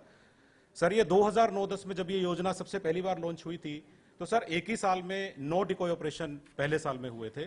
उसके बाद धीरे धीरे लगा कि इसकी जागृति कम होती जा रही है, क्योंकि 10-11, 11-12, 12-13 हम लोगों ने 3-3 डिकोय ऑपरेशन किए। 2013-14 में 3 डिकोय ऑपरेशन हुए, 14-15 में 3 डिकोय ऑपरेशन हुए, 15-16 में ये डिकोय की संख्या लगभग 6 तक पहुंची। लेकिन मैं आप लोगों को एक इन्फॉर्म ये करना चाह रहा हूं कि 2016-17 जो चल रहा है, जिसके 6 महीने अभी पूरे होंगे, हम लोग अभी तक 12 डिकोय ऑपरेशन कर चुके हैं और पहली बार राजस्थान में ऐसा हुआ है कि 12 डिकोय ऑपरेशन में से 6 डिकोय ऑपरेशन हमने इंटरस्टेट जाके किए हैं। यानी कि पहली बार हमने उत्तर प्रदेश में 3 ऑपरेशन किए, हमने गुजरात में जाके 2 ऑपरेशन किए और हमने हरियाणा में जाके एक ऑपरेशन किया। और उसके पीछे सबसे बड़ी सफलता थी जो इंटर स्टेट सेमिनार हमारी हुई। नॉर्मली हम लोग ये सोचते हैं कि सेमिनार सिर्फ इसलिए होती है ताकि बजट खर्चा जा सके, लेकिन हमने ये साबित किया है कि इंटर स्टेट सेमिनार अगर पूरी सीरियसनेस से होती है और अगर वास्तव में सब स्टेट के लोग आपस में इंफॉर्मेशन शेयर करते हैं। सर मैं रिक्वेस्ट करूं कि हमारी टीम को ये कल पता नहीं था कि आगरा में कौन सी जगह ले जाके उसका सेक्स डिटर्मिनेशन होगा, बिकॉज जब दलाल के पीछे हमारी टीम जाती है तो हम बड़े कॉन्शियस होते हैं सर, क्योंकि एक प्रेग्नेंट औरत के जीवन का प्रश्न है। अगर उसको कुछ भी हो गया तो सर कल को कोई ये नहीं देखेगा कि हम क्या करना चाह रहे थे, लोग ये कहेंगे कि आप लोग बड़े इनसेंसिटिव हैं, तो ये बड़ा रिस्क होता है सर। और इसीलिए हमें लोकल प्रशासन की कहां पर आवश्यकता पड़ेगी हमें खुद पता नहीं होता। लेकिन सर मैं रिक्वेस्ट करूंगा divisional commissioner Agra, sir district magistrate Agra mister Gaurav Dayal और वहां के जो एसएसपी साहब है, जब मैंने उनको ये कहा कि मैं नहीं जानता कि एग्जैक्टली हम कहां स्ट्राइक करेंगे क्योंकि दलाल हमें घुमा रहा है, लेकिन आप हमें मदद दे सकते हैं क्या सर? उन्होंने इतना अच्छा ऑपरेशन किया कि विद इन 1 आवर हमने पूरा ऑपरेशन कंडक्ट करके, और सर हैरानी की बात यह कि 78 ईयर ओल्ड एक क्वैक ये काम कई सालों से कर रहा था, हम लोग उसको पकड़ पाए आगरा से 20 किलोमीटर दूर। और ये सर हमारे पीसीपीएनडीटी एक्ट के रेगुलेशन पार्ट की बात है सर। सर मैं इसमें रिक्वेस्ट करूं कि क्योंकि राजस्थान में जो एक पीसीपीएनडीटी ब्यूरो ऑफ इन्वेस्टिगेशन बना है उसमें जो आईपीसी के पावर हमें दिए हैं, एक्चुअली सर कई स्टेट ये जानना चाह रहे थे कि हम किस प्रकार से दूसरे स्टेट में चले जाते हैं, कि आप दूसरे स्टेट में कैसे जा सकते हैं। आप दूसरे स्टेट में पीसीपीएनडीटी तो आप काम कर नहीं सकते क्योंकि you are a state appropriate authority, लेकिन राजस्थान ने जो PCPNDT bureau of investigation notify किया सर, उसमें एक अच्छा क्लॉज ये है कि उसमें आईपीसी के सारे पावर हमारे पास हैं और आईपीसी में आप कहीं भी जाके लोकल प्रशासन की मदद से कार्रवाई कर सकते हैं।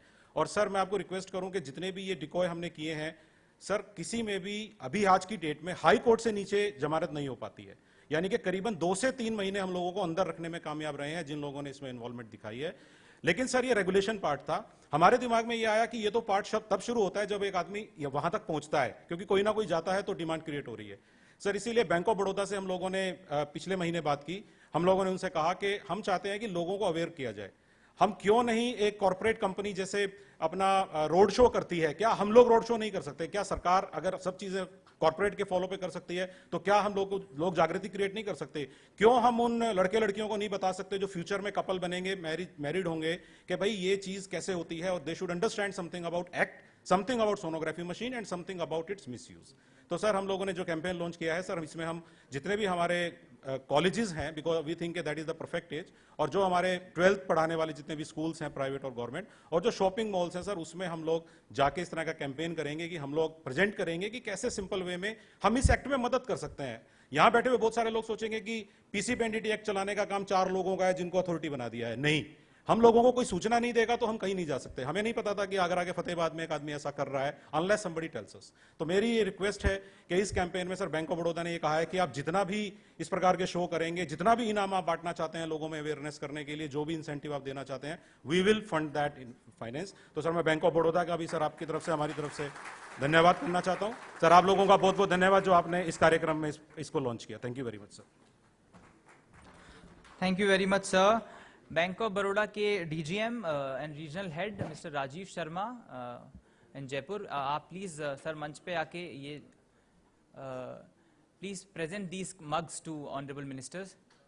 अ round of applause for bank of Baroda for the phenomenal help. The DGM and the team is also requested to please, we have Dinesh Marwa ji with us. Upendra ji भी अगर यहाँ हो तो कृपया मंच पे आके मंत्री जी को ये मग प्रेषित करें। बहुत बहुत तालियां और बहुत बहुत धन्यवाद बैंक ऑफ बड़ौदा का, और बहुत बहुत साधुवाद नवीन जैन साहब एमडी एनएचएम का कि वो इस मुहिम को आगे तक लेके जा रहे हैं। और बेटियां किसी स्टेट की तो होती नहीं हैं, बेटियां तो एक घर से दूसरे घर ही निकल में जाती हैं और उस घर को भी बना देती हैं, तो बेटियां सबकी हैं। तो ये जो एक्टिविटी हो रही है राजस्थान सरकार की, वो वाकई में काबिल तारीफ है। एक बार तालियों के साथ इस एक्टिविटी का स्वागत किया जाए। और अब अगला पड़ाव इस कॉन्फ्रेंस का जो है वो है इंतजार था, हमारे बीच दिल्ली से यहाँ आए, हमें समय दिया, अपने कीमती वक्त में से हम बहुत बहुत अनुग्रहित हैं। और जिस तरीके से ये भारतवर्ष में हेल्थ केयर को लेकर जा रहे हैं, हेल्थ केयर के डेवलपमेंट के लिए काम कर रहे हैं, वो आप सबको विदित है, उसके बारे में बताने की मुझे कोई आवश्यकता नहीं है। लेकिन हम आज अपने आप को अनुग्रहित महसूस करते हैं कि हमारे बीच श्री फग्गन सिंह कुलस्ते, भारत के स्वास्थ्य राज्य मंत्री मौजूद हैं। और तालियों के साथ मैं स्वागत करना चाहूंगा भारत के स्वास्थ्य राज्य मंत्री श्री फग्गन सिंह कुलस्ते का कि अपना उद्घोषण से हमें अनुग्रहित करें सर।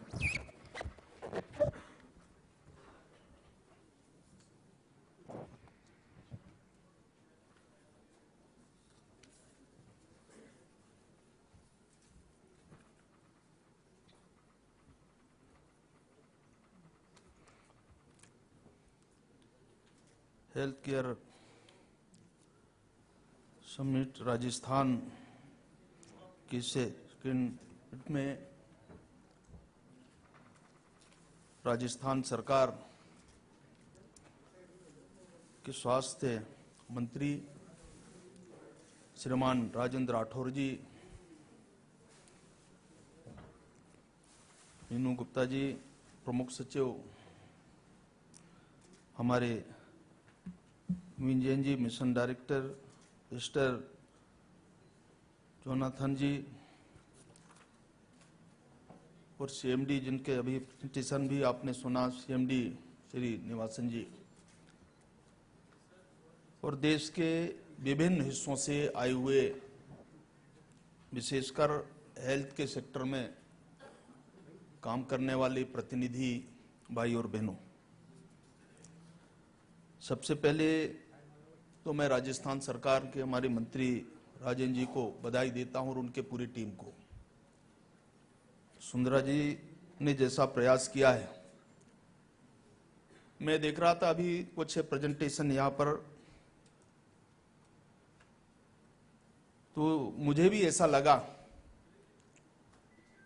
कि पूरे देश में जिस समय स्वास्थ्य के क्षेत्र में जितने ज़्यादा हम इस क्षेत्र में आगे आकर के हमको काम करना है, सरकारों को उनमें अपना पार्टिसिपेशन, विभिन्न सेक्टर के जो लोग हैं, हमारे जितने भी हेल्थ सेक्टर के जो लोग हैं, प्रतिनिधि हैं, चाहे वो पी मोड में काम करने वाले लोग हों, सारे हेल्थ सेंटर्स हो या राज्य सरकार के प्रतिनिधि हों, डिपार्टमेंट, एक अनुभव इसमें से आया है। मैं चूंकि मेरे पास ये काम अभी लगभग 2.5 महीने से मैं इस काम को देख रहा हूं, परंतु एक के अनुभव मुझे आया जब मैं बहुत पहले 90 में जब मैं स्वास्थ्य का काम देखता था मध्य प्रदेश में, और उस समय की परिस्थिति और आज है जब हम इन 16 में हम देख रहे हैं। मुझे याद है कि जब स्वास्थ्य के क्षेत्र में भारत के अंदर जो स्थिति थी, जब एनडीए का गठन हुआ था, हमारे प्रधानमंत्री अटल बिहारी वाजपेयी हुआ करते थे, तो देश के ऊपर बहुत ज्यादा हेल्थ के बारे में बहुत प्रेशर था। हर सेक्टर में हम अनुभव किए, और उस समय 2003 में जब हमारे भारत के अंदर एकमात्र एम्स काम करता था, हमारा आयुर्विज्ञान संस्थान दिल्ली का, और उसके अंदर प्रेशर इतना था सारे देश भर के लोगों का, और सभी तरह के, चाहे वीआईपी रेफरेंस हो और चाहे वो कॉमन मैन हो। मैंने उस समय भी मैंने देखा तो भारत के अंदर हम लोगों ने इसको ध्यान में रख करके उस समय 6 एम्स की घोषणा अटल जी ने की थी, और जिसका एक हिस्सा हमारे राजस्थान को भी हमने उस समय शामिल किया। एक के शुरुआती दौर, इसलिए मैं कह रहा हूं, इसका उल्लेख कर रहा हूं कि आप देखेंगे हेल्थ के सेक्टर में आज हम उन संस्थानों को भी पूरी तरीके से स्वास्थ्य के सेक्टर में स्वास्थ्य सुविधाओं की दृष्टि सारे जो उसके, चाहे फैकल्टीज की हम बात कर ले, और चाहे वहां रिसेप्शन की बात कर ले, चाहे हम ओपीडी की बात कर ले, चाहे आउटडोर की हो, और चाहे और पेशेंट्स की बात करें, आज हम मूर्त रूप उनको हम आज भी नहीं दे पाए। और उसके पीछे एक कारण है कि हमारे यहां भारत में इस क्षेत्र में कभी स्वास्थ्य सुविधाओं के प्रति जो रुझान होना चाहिए, जागृति होना चाहिए, स्वास्थ्य के प्रति एक लगाव जो होना चाहिए, जैसे अभी हमारे गौरी जी ने कहा कि लगातार उनको ये दूसरी बार अवसर मिला है, और इसके बाद हम इस मुकाम तक पहुंचे हैं इस राजस्थान के अंदर, और ये स्थिति आज हमारे भारत के अंदर है। आज हम उनको, अभी 2018 में ये काम शुरू हुआ, अभी प्रधानमंत्री नरेंद्र भाई के आने के बाद और इन पिछले 10 सालों में जो हमारा जो सेकंड फेज का था, हमने फर्स्ट फेज में किया, एकमात्र एम्स है रायबरेली उस समय दिया गया था सेकंड फेज में। आज हम उसको ओपीडी प्रारंभ करने की स्थिति में भी नहीं है, और इसलिए मैं इस बात का उल्लेख कर रहा हूं कि 10 साल में एक एम्स हमने भारत के अंदर हमने दिया, उसको आज भी हम शुरू नहीं कर पा रहे हैं, और 17 में हम उसमें ओपीडी प्रारंभ करने वाले हैं। अभी मैंने हमारे प्रधानमंत्री नरेंद्र भाई जी का उल्लेख इसलिए मैंने किया कि आज जब हम सुपर स्पेशलिटी की जब बात करते हैं, तो पूरे भारत के अंदर पहली बार इस प्रकार का प्रयोग हमने, जो हमारे सरकारी मेडिकल कॉलेजेस है, जो अपने राज्य सरकारों का है, जो हमारी योजना है, उस पर हम उनको समर्थन करते हैं, फाइनेंशियली सपोर्ट करते हैं। लगभग हमने 58 ऐसे मेडिकल कॉलेजेस की हमने पहचान देश में की है, और उनको हम अपग्रेड करने का एक प्रयास हमने किया है। और आज जब हम एम्स की बात करते हैं, आयुर्विज्ञान संस्थान की बात करते हैं, तो लगभग 18 ऐसे हमने उन सेंटर्स को हमने आइडेंटिफाई किया है। 6 हमने अभी प्रारंभ किया है, अभी 3 और भी हम स्टार्ट अभी बहुत जल्दी करने वाले हैं, और हमारा जो अनाउंसमेंट है करीब 18 हम राज्य सरकारों से उसके सारे प्रपोजल्स हम बुलवा रहे हैं, उसका वेरिफिकेशन और सरकारों का समर्थन। और ये जो स्थिति है, आप ये कह सकते हैं कि देश में धीरे धीरे अब इन 2 वर्षों के अंदर हम इस मुकाम पर पहुंच रहे हैं। अभी प्रधानमंत्री जी ने ये जो हमारा राष्ट्रीय मिशन है, स्वास्थ्य मिशन है, और ये हमने इसको चैलेंजेस के साथ में हमने स्वीकार किया है। कल मैं एक सेमिनार में था और जितने भी हमारे यहाँ हेल्थ केयर सेंटर्स हैं और खास तौर से जो प्राइवेट सेक्टर्स के अंदर काम कर रहे हैं, मैंने देखा उनके साथ में वार्ता करना, उनके सजेशंस लेना। जितने हमारे जो बड़े हॉस्पिटल्स हैं देश के अंदर, जो प्राइवेट मोड पे भी चल रहे हैं और गवर्नमेंट साइड से, इनके साथ आपस में विचार विमर्श करना और इस प्रकार के जो हमारे सेमिनार हैं, उनके जो निष्कर्ष हैं, जो हमारे जो एक्सपर्ट्स हैं, जो विशेषज्ञ हैं, अलग अलग क्षेत्र में जितने भी हमारे केयर सेंटर्स हैं, उनसे इसका ओपिनियन लेने के बाद हम इस नतीजे तक पहुंचने का प्रयास कर रहे हैं कि आने वाले जो हमारे सामने जो चैलेंजेस हैं, हम देश के हित में कितना बेहतर हम कर सकते हैं। और मैंने कहा कि ये जो परिस्थिति आज हमारे सामने है और देश के सामने स्वास्थ्य सुविधाओं को लेकर के, आज इतने वर्षों में लगभग हम 50% लोगों तक पहुंच पाए हैं। 50% लोग ऐसे हैं जो हेल्थ के सेक्टर में अभी दूर हैं। प्रधानमंत्री जी का बार बार आग्रह इस बात को लेकर के है कि देश का कोई भी ऐसा व्यक्ति, और खासतौर से गरीब व्यक्ति, हम उसको निःशुल्क सुविधा वहां तक पहुंचाना चाहते हैं। ये उनकी कल्पना है। और उसका एक, अभी आपने राजस्थान में एक प्रयोग आपने देखा है कि जब हम पूरे समग्रता के साथ में सोचेंगे इस क्षेत्र में, इस सेक्टर को, और सारे लोगों का उसमें सहयोग, समर्थन, और जब तक नीचे इसके बारे में हम प्रयास नहीं करेंगे, जन जागरण, जैसे अभी यहां पर बताया गया प्रेजेंटेशन के अंदर, जो हमारे जो वर्कर्स हैं नीचे, उनको प्रोत्साहित करना, वही हमारे जो नीचे का एक ग्रास रूट का अगर हम बात करेंगे तो सबसे पहले उनके बारे में हमको सोचना पड़ेगा। डॉक्टर्स की अभी इतनी बड़ी हमारे पास कमी है, देश में डिमांड। अभी इस नीट के आने के बाद एक प्रकार का एक माहौल ऐसा बना है, आपको पता होगा कि हम इसको 17 में जब इस देश में लागू होगा तो लगभग 10,000 हमारे डॉक्टर्स एमबीबीएस की, उसकी संख्या में बढ़ोतरी होगी। और ये इजाफा होने के बाद हम ये कह सकते हैं कि आज देश की जो स्थिति है, करीब करीब हम 52,000 डॉक्टर्स आज की स्थिति में हमारे पास,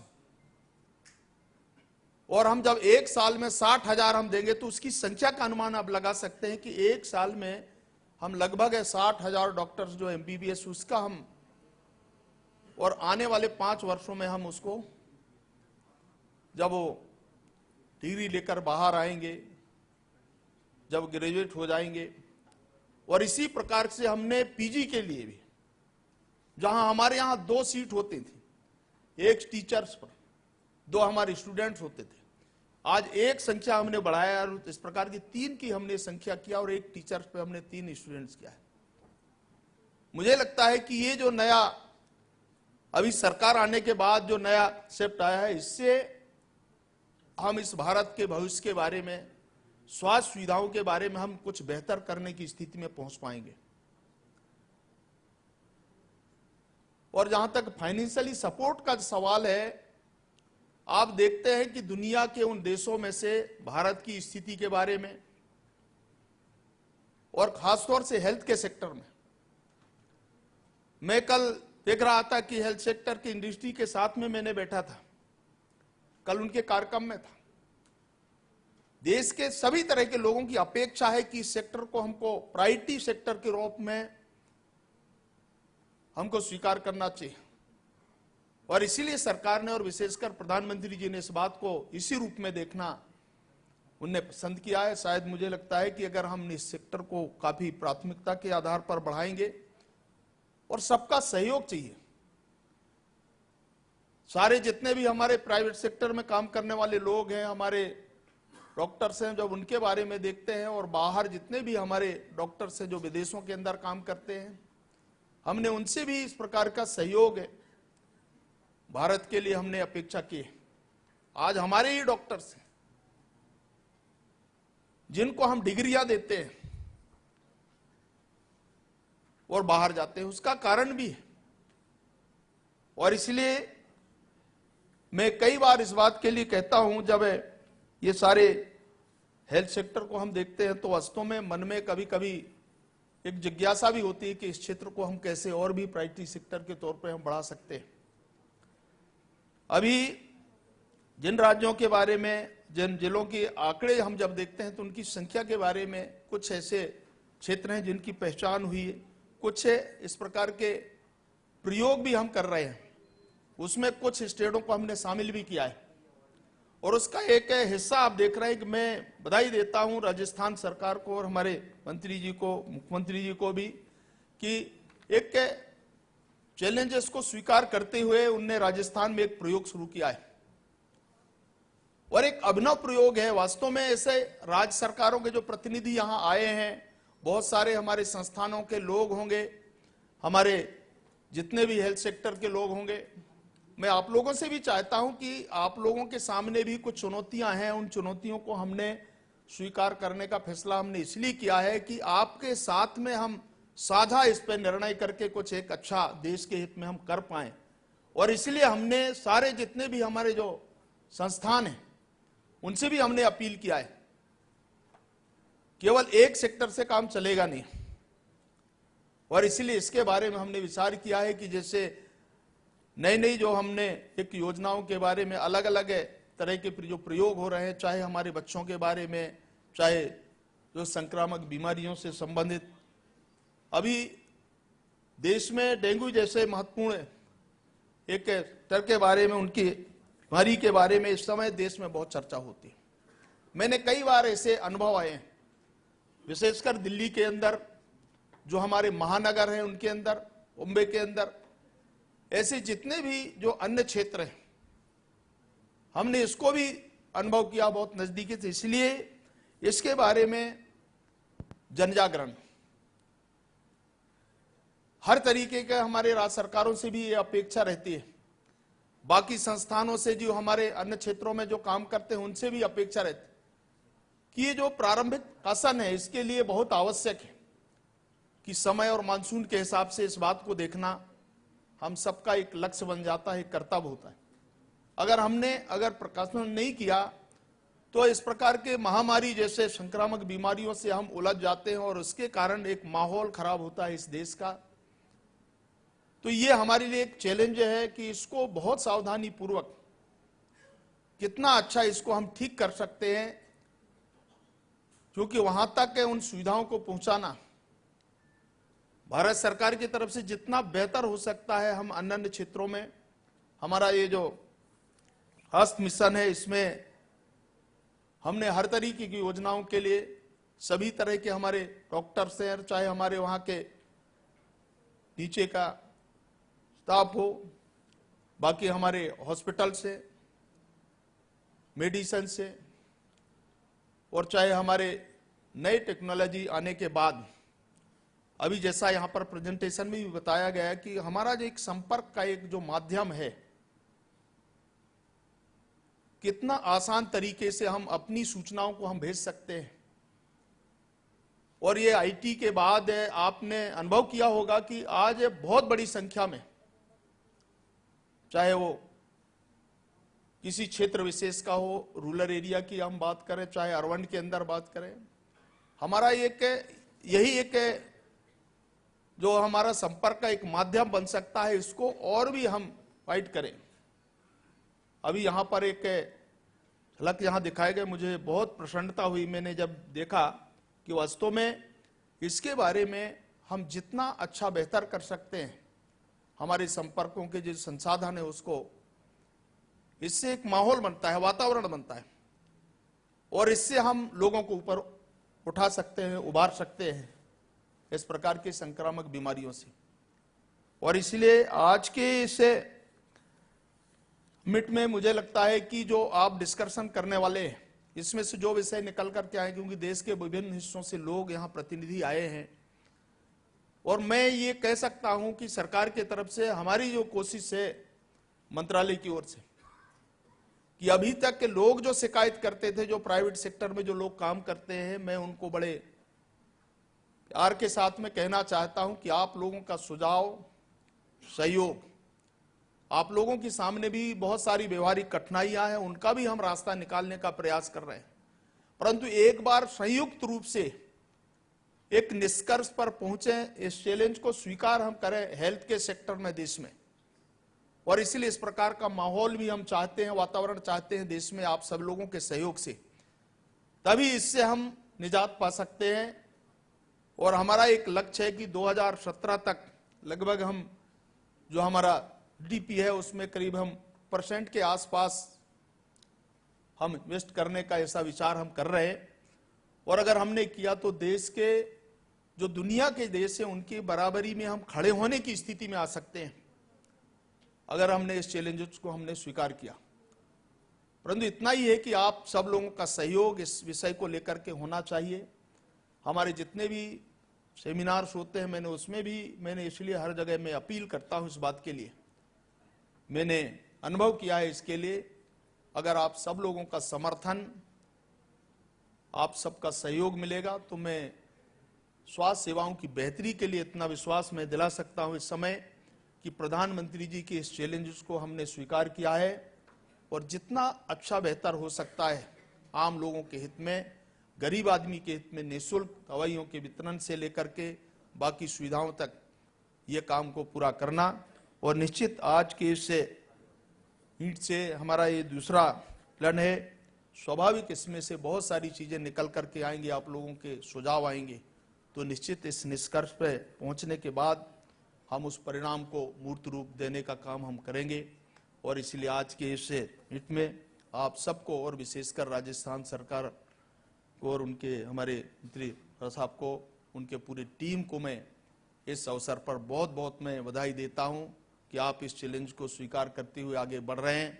ये आप सबके लिए और हम सबकी एक प्रसन्नता का विषय है कि राजस्थान सरकार ने इस काम को अपने हाथ में लिया, इस चैलेंज को, और मैं उनको पुनः एक बार बधाई देते हुए आप सभी प्रतिनिधियों को देश से आए हैं एक अच्छे निष्कर्ष पर पहुंचे, ऐसी अपेक्षा के साथ मैं अपनी वाणी को विराम देता हूं। धन्यवाद, नमस्कार।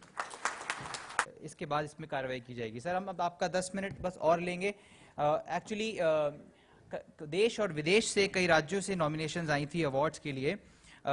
हम कुछ अवार्ड्स दे रहे हैं, वो शाम को देंगे, लेकिन कुछ लीडर्स जो हैं, जो इस स्वास्थ्य के क्षेत्र में वाकई कुछ लीडर्स जो योगदान दे रहे हैं और उनके एग्जाम्पलरी वर्क हम सबके सामने है, उनको हम सम्मानित करना चाहते हैं। क्योंकि कोई कहता है कि परिंदों को मिलेगी मंजिल यकीनन, ये फैले हुए उनके पर बोलते हैं, लेकिन वो लोग रहते हैं खामोश अक्सर जमाने में जिनके हुनर बोलते हैं। तो उन परिंदों को और उन हुनरों को हम आज यहाँ आवाज एक आवाज प्रदान करना चाहते हैं, उस खामोशी को एक आवाज प्रदान करना चाहते हैं, उन लीडर्स को सम्मानित करना चाहते हैं आपके माध्यम से सर, कि आप आज उनको सम्मानित करें तो ये मैसेज पूरे देश में जाए, विदेश में जाए और हेल्थ केयर सेक्टर को बढ़ावा मिल सके। तो इन कुछ लीडर्स को सम्मानित करते हुए हम शुरुआत करते हैं। For leadership award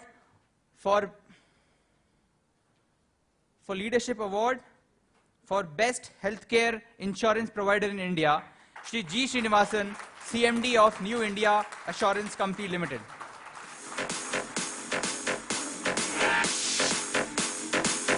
With exemplary leadership of Shri G. Srinivasan in the sector of banking and insurance, and how New India Assurance is contributing immensely to the Bhamasha Swasthya Bima Yojana. Shri G. Srinivasan, CMD of the New India Assurance Company Limited.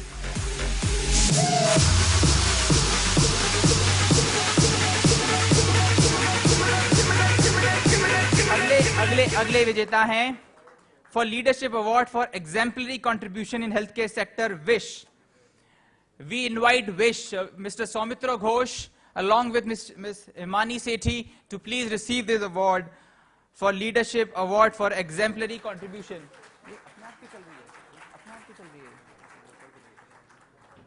Don't do this.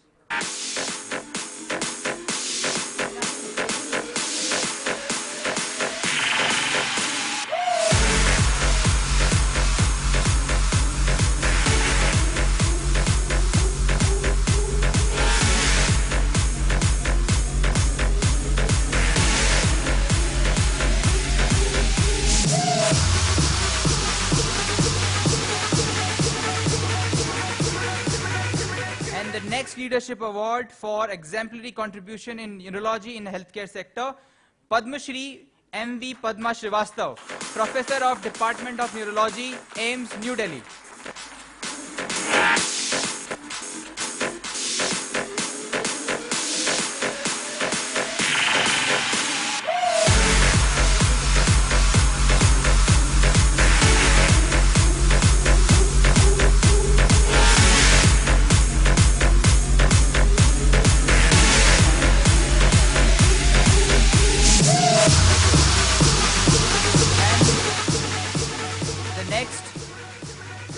Winner is Leadership Award for Best CSR Contribution, Corporate Social Responsibility Contribution in Healthcare Sector, Narayana Multi-Speciality Hospital, Jaipur.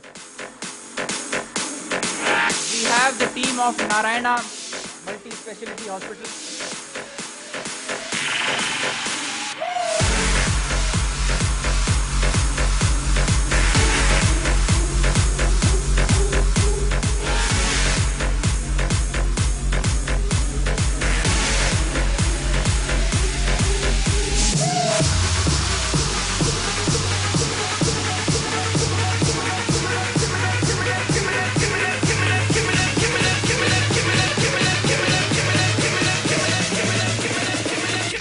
Next Leadership Award for Best Contribution in Oncology in Healthcare Sector, Dr. Kumar Prabhash of Tata Memorial Hospital. A round of applause.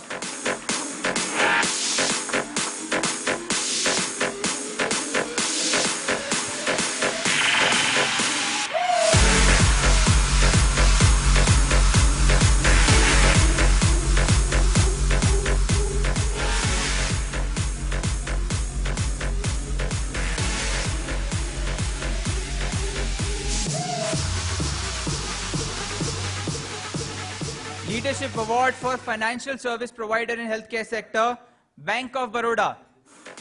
We invite the Bank of Baroda team to please receive this award.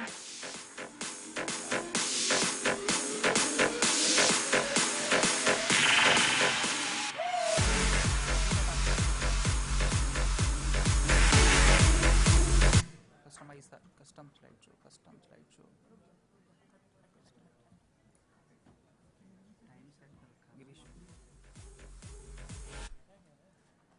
And the next award for leadership in financial service in healthcare sector, Punjab National Bank.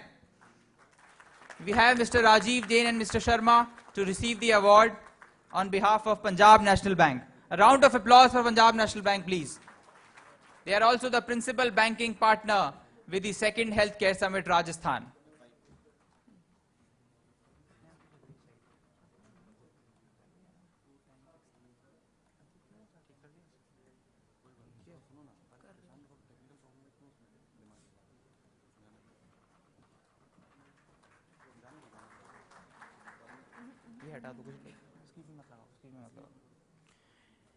Next award goes to for leadership in Best Emergency Service Provider, GVK EMRI.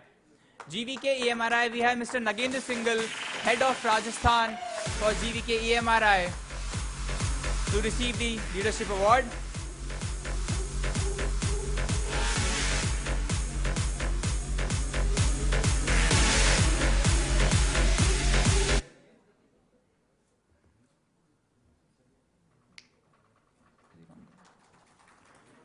The next winner for exemplary contribution in healthcare sector in Assam, Mr. Samir Kumar Sinha, Commissioner and Secretary of Ministry of Health and Family Welfare, Government of Assam. He'll be reaching he's a bit late, so he's not in inaugural session right now. The next award for leadership in HIV/AIDS awareness at grassroots level, I invite Mrs. Manju Sharma Khanjan, President of Indian Institute of Human Health Ajmer to receive the award. A round of applause for the lady who is working from last 20 years for the awareness in HIV/AIDS. She has worked as a counselor at a grassroots level in various districts of Rajasthan, working for the awareness of HIV/AIDS control. Srimati Manju Sharma Khanjan, President of Indian Institute of Human Health Ajmer.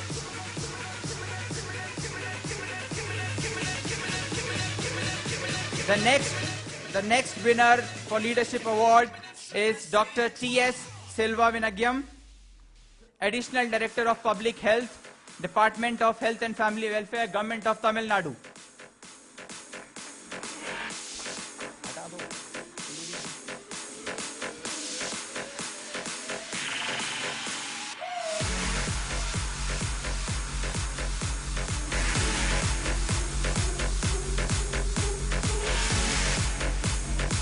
The next leader is a young and dynamic officer from Chhattisgarh, Dr. Saransh Mittar, Mission Director of National Health Mission, Chhattisgarh, to receive his an award, Leadership Award, for his exemplary leadership in healthcare sector.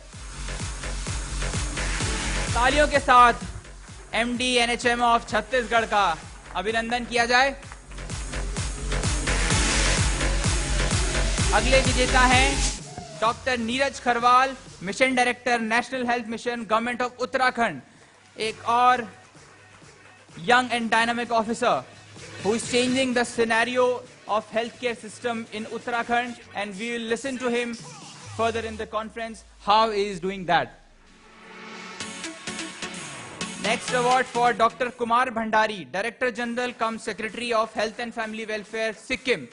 A round of applause for Mr. Dr. Kumar Bhandari. You will get to know with a very limited means he is doing so much in healthcare sector in Sikkim.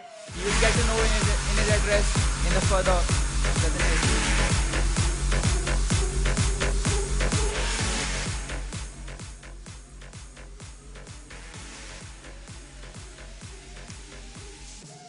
Next award goes to Best TPA Partner. I invite MediAssist to please come on stage. Prashant Javeri, Director and Head of Products of Strategy, MediAssist. CEO and Chairman Vikram Chitwal was to join, but he couldn't come. Prashant receiving the award. The Best TPA Provider, MediAssist.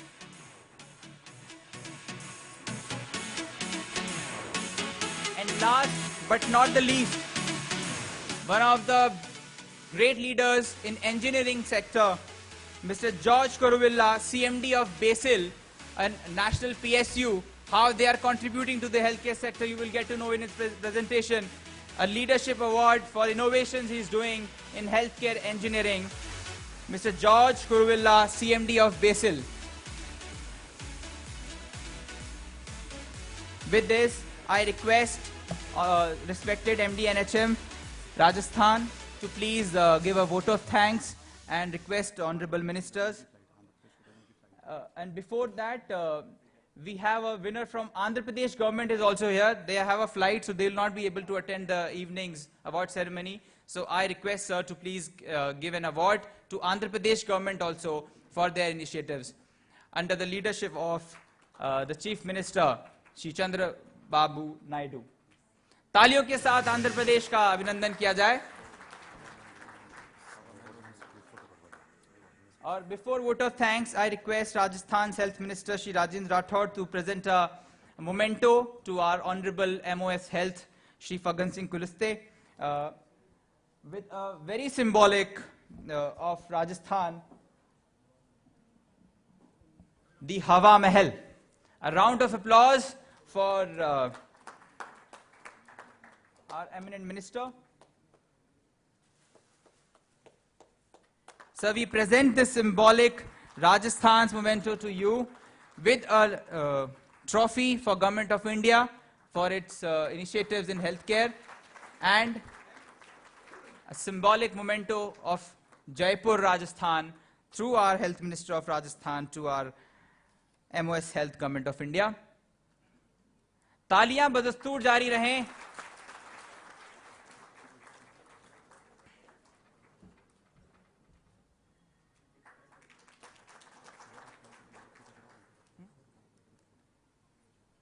अब मैं आग्रह करूंगा MD NHM नवीन जैन साहब से कि vote of thanks करें और expo की इनॉग्रेशन विजिट के लिए मंत्री जी से आग्रह करें।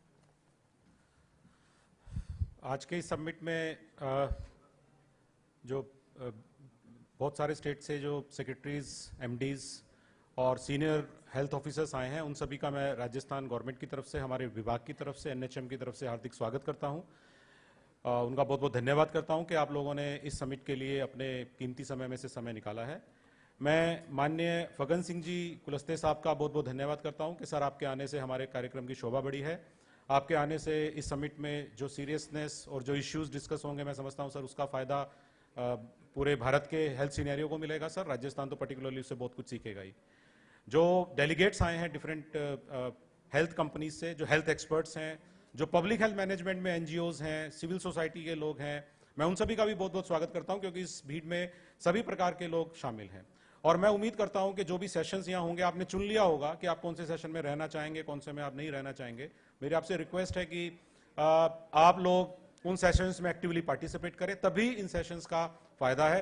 और मेरी रिक्वेस्ट है कि जो आप लोगों को उचित लगता है कि हम लोग इसमें जो सजेशन देना चाहते हैं आप लें, क्योंकि यहाँ पर मेरे दो साथी अधिकारी जो एमडी एनएचएम छत्तीसगढ़ और एमडी एनएचएम उत्तराखंड यहाँ आए हैं, उन्होंने भी अपने अपने स्टेट में जो एक्सपेरिमेंट किए हैं। हम तिरुपति में जब गए थे सर, मैं निवेदन करना चाहूँगा, माननीय मंत्री महोदय ने सर, आपने ही वहाँ पर ओपनिंग करवाया था सर।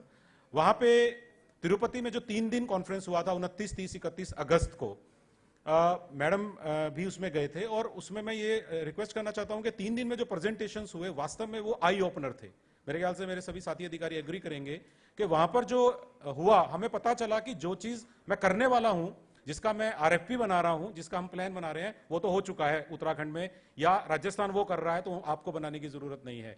मैं समझता हूं कि आज भी शायद कुछ ऐसे आइडियाज यहां शेयर हो सकते हैं अगर हम सब लोग अपने प्रेजेंटेशंस करें और अगर हम लोग एक्टिवली पार्टिसिपेट करें। इट्स ऑन अस कि हाउ वी पार्टिसिपेट। मैं जिन जिन लोगों ने यहां पर आने के लिए समय निकाला है, मैं उन सबका यहां पधारने पर बहुत बहुत धन्यवाद करता हूं। मैं एनएचएम की पूरी टीम का धन्यवाद करता हूं, जिन्होंने इतने शॉर्ट नोटिस पर ये छोटा सा ऑडियो विजुअल तैयार करने के लिए मटेरियल दिया, जिससे आपने बहुत कम समय में जो ऑडियो विजुअल दिखाया, it was really very nice to see it. और जो आने वाले समय में जो प्रेजेंटेशंस होंगे, मैं समझता हूं कि वो सब लोग भी यहां पर अपनी पूरी तैयारी के साथ आए हैं। मैं उन सब लोगों का स्वागत भी करता हूं और इस सेशन के लिए जिन जिन लोगों ने अपना सहयोग दिया है, सबका बहुत बहुत धन्यवाद करता हूं। मैं माननीय मंत्री महोदय से आग्रह करूंगा कि सर जो एक्सपो बाहर लगा है सर, उसका विजिट करने का हमें विजिट कर हमें अनुग्रहित करें। थैंक यू सर, जय हिंद।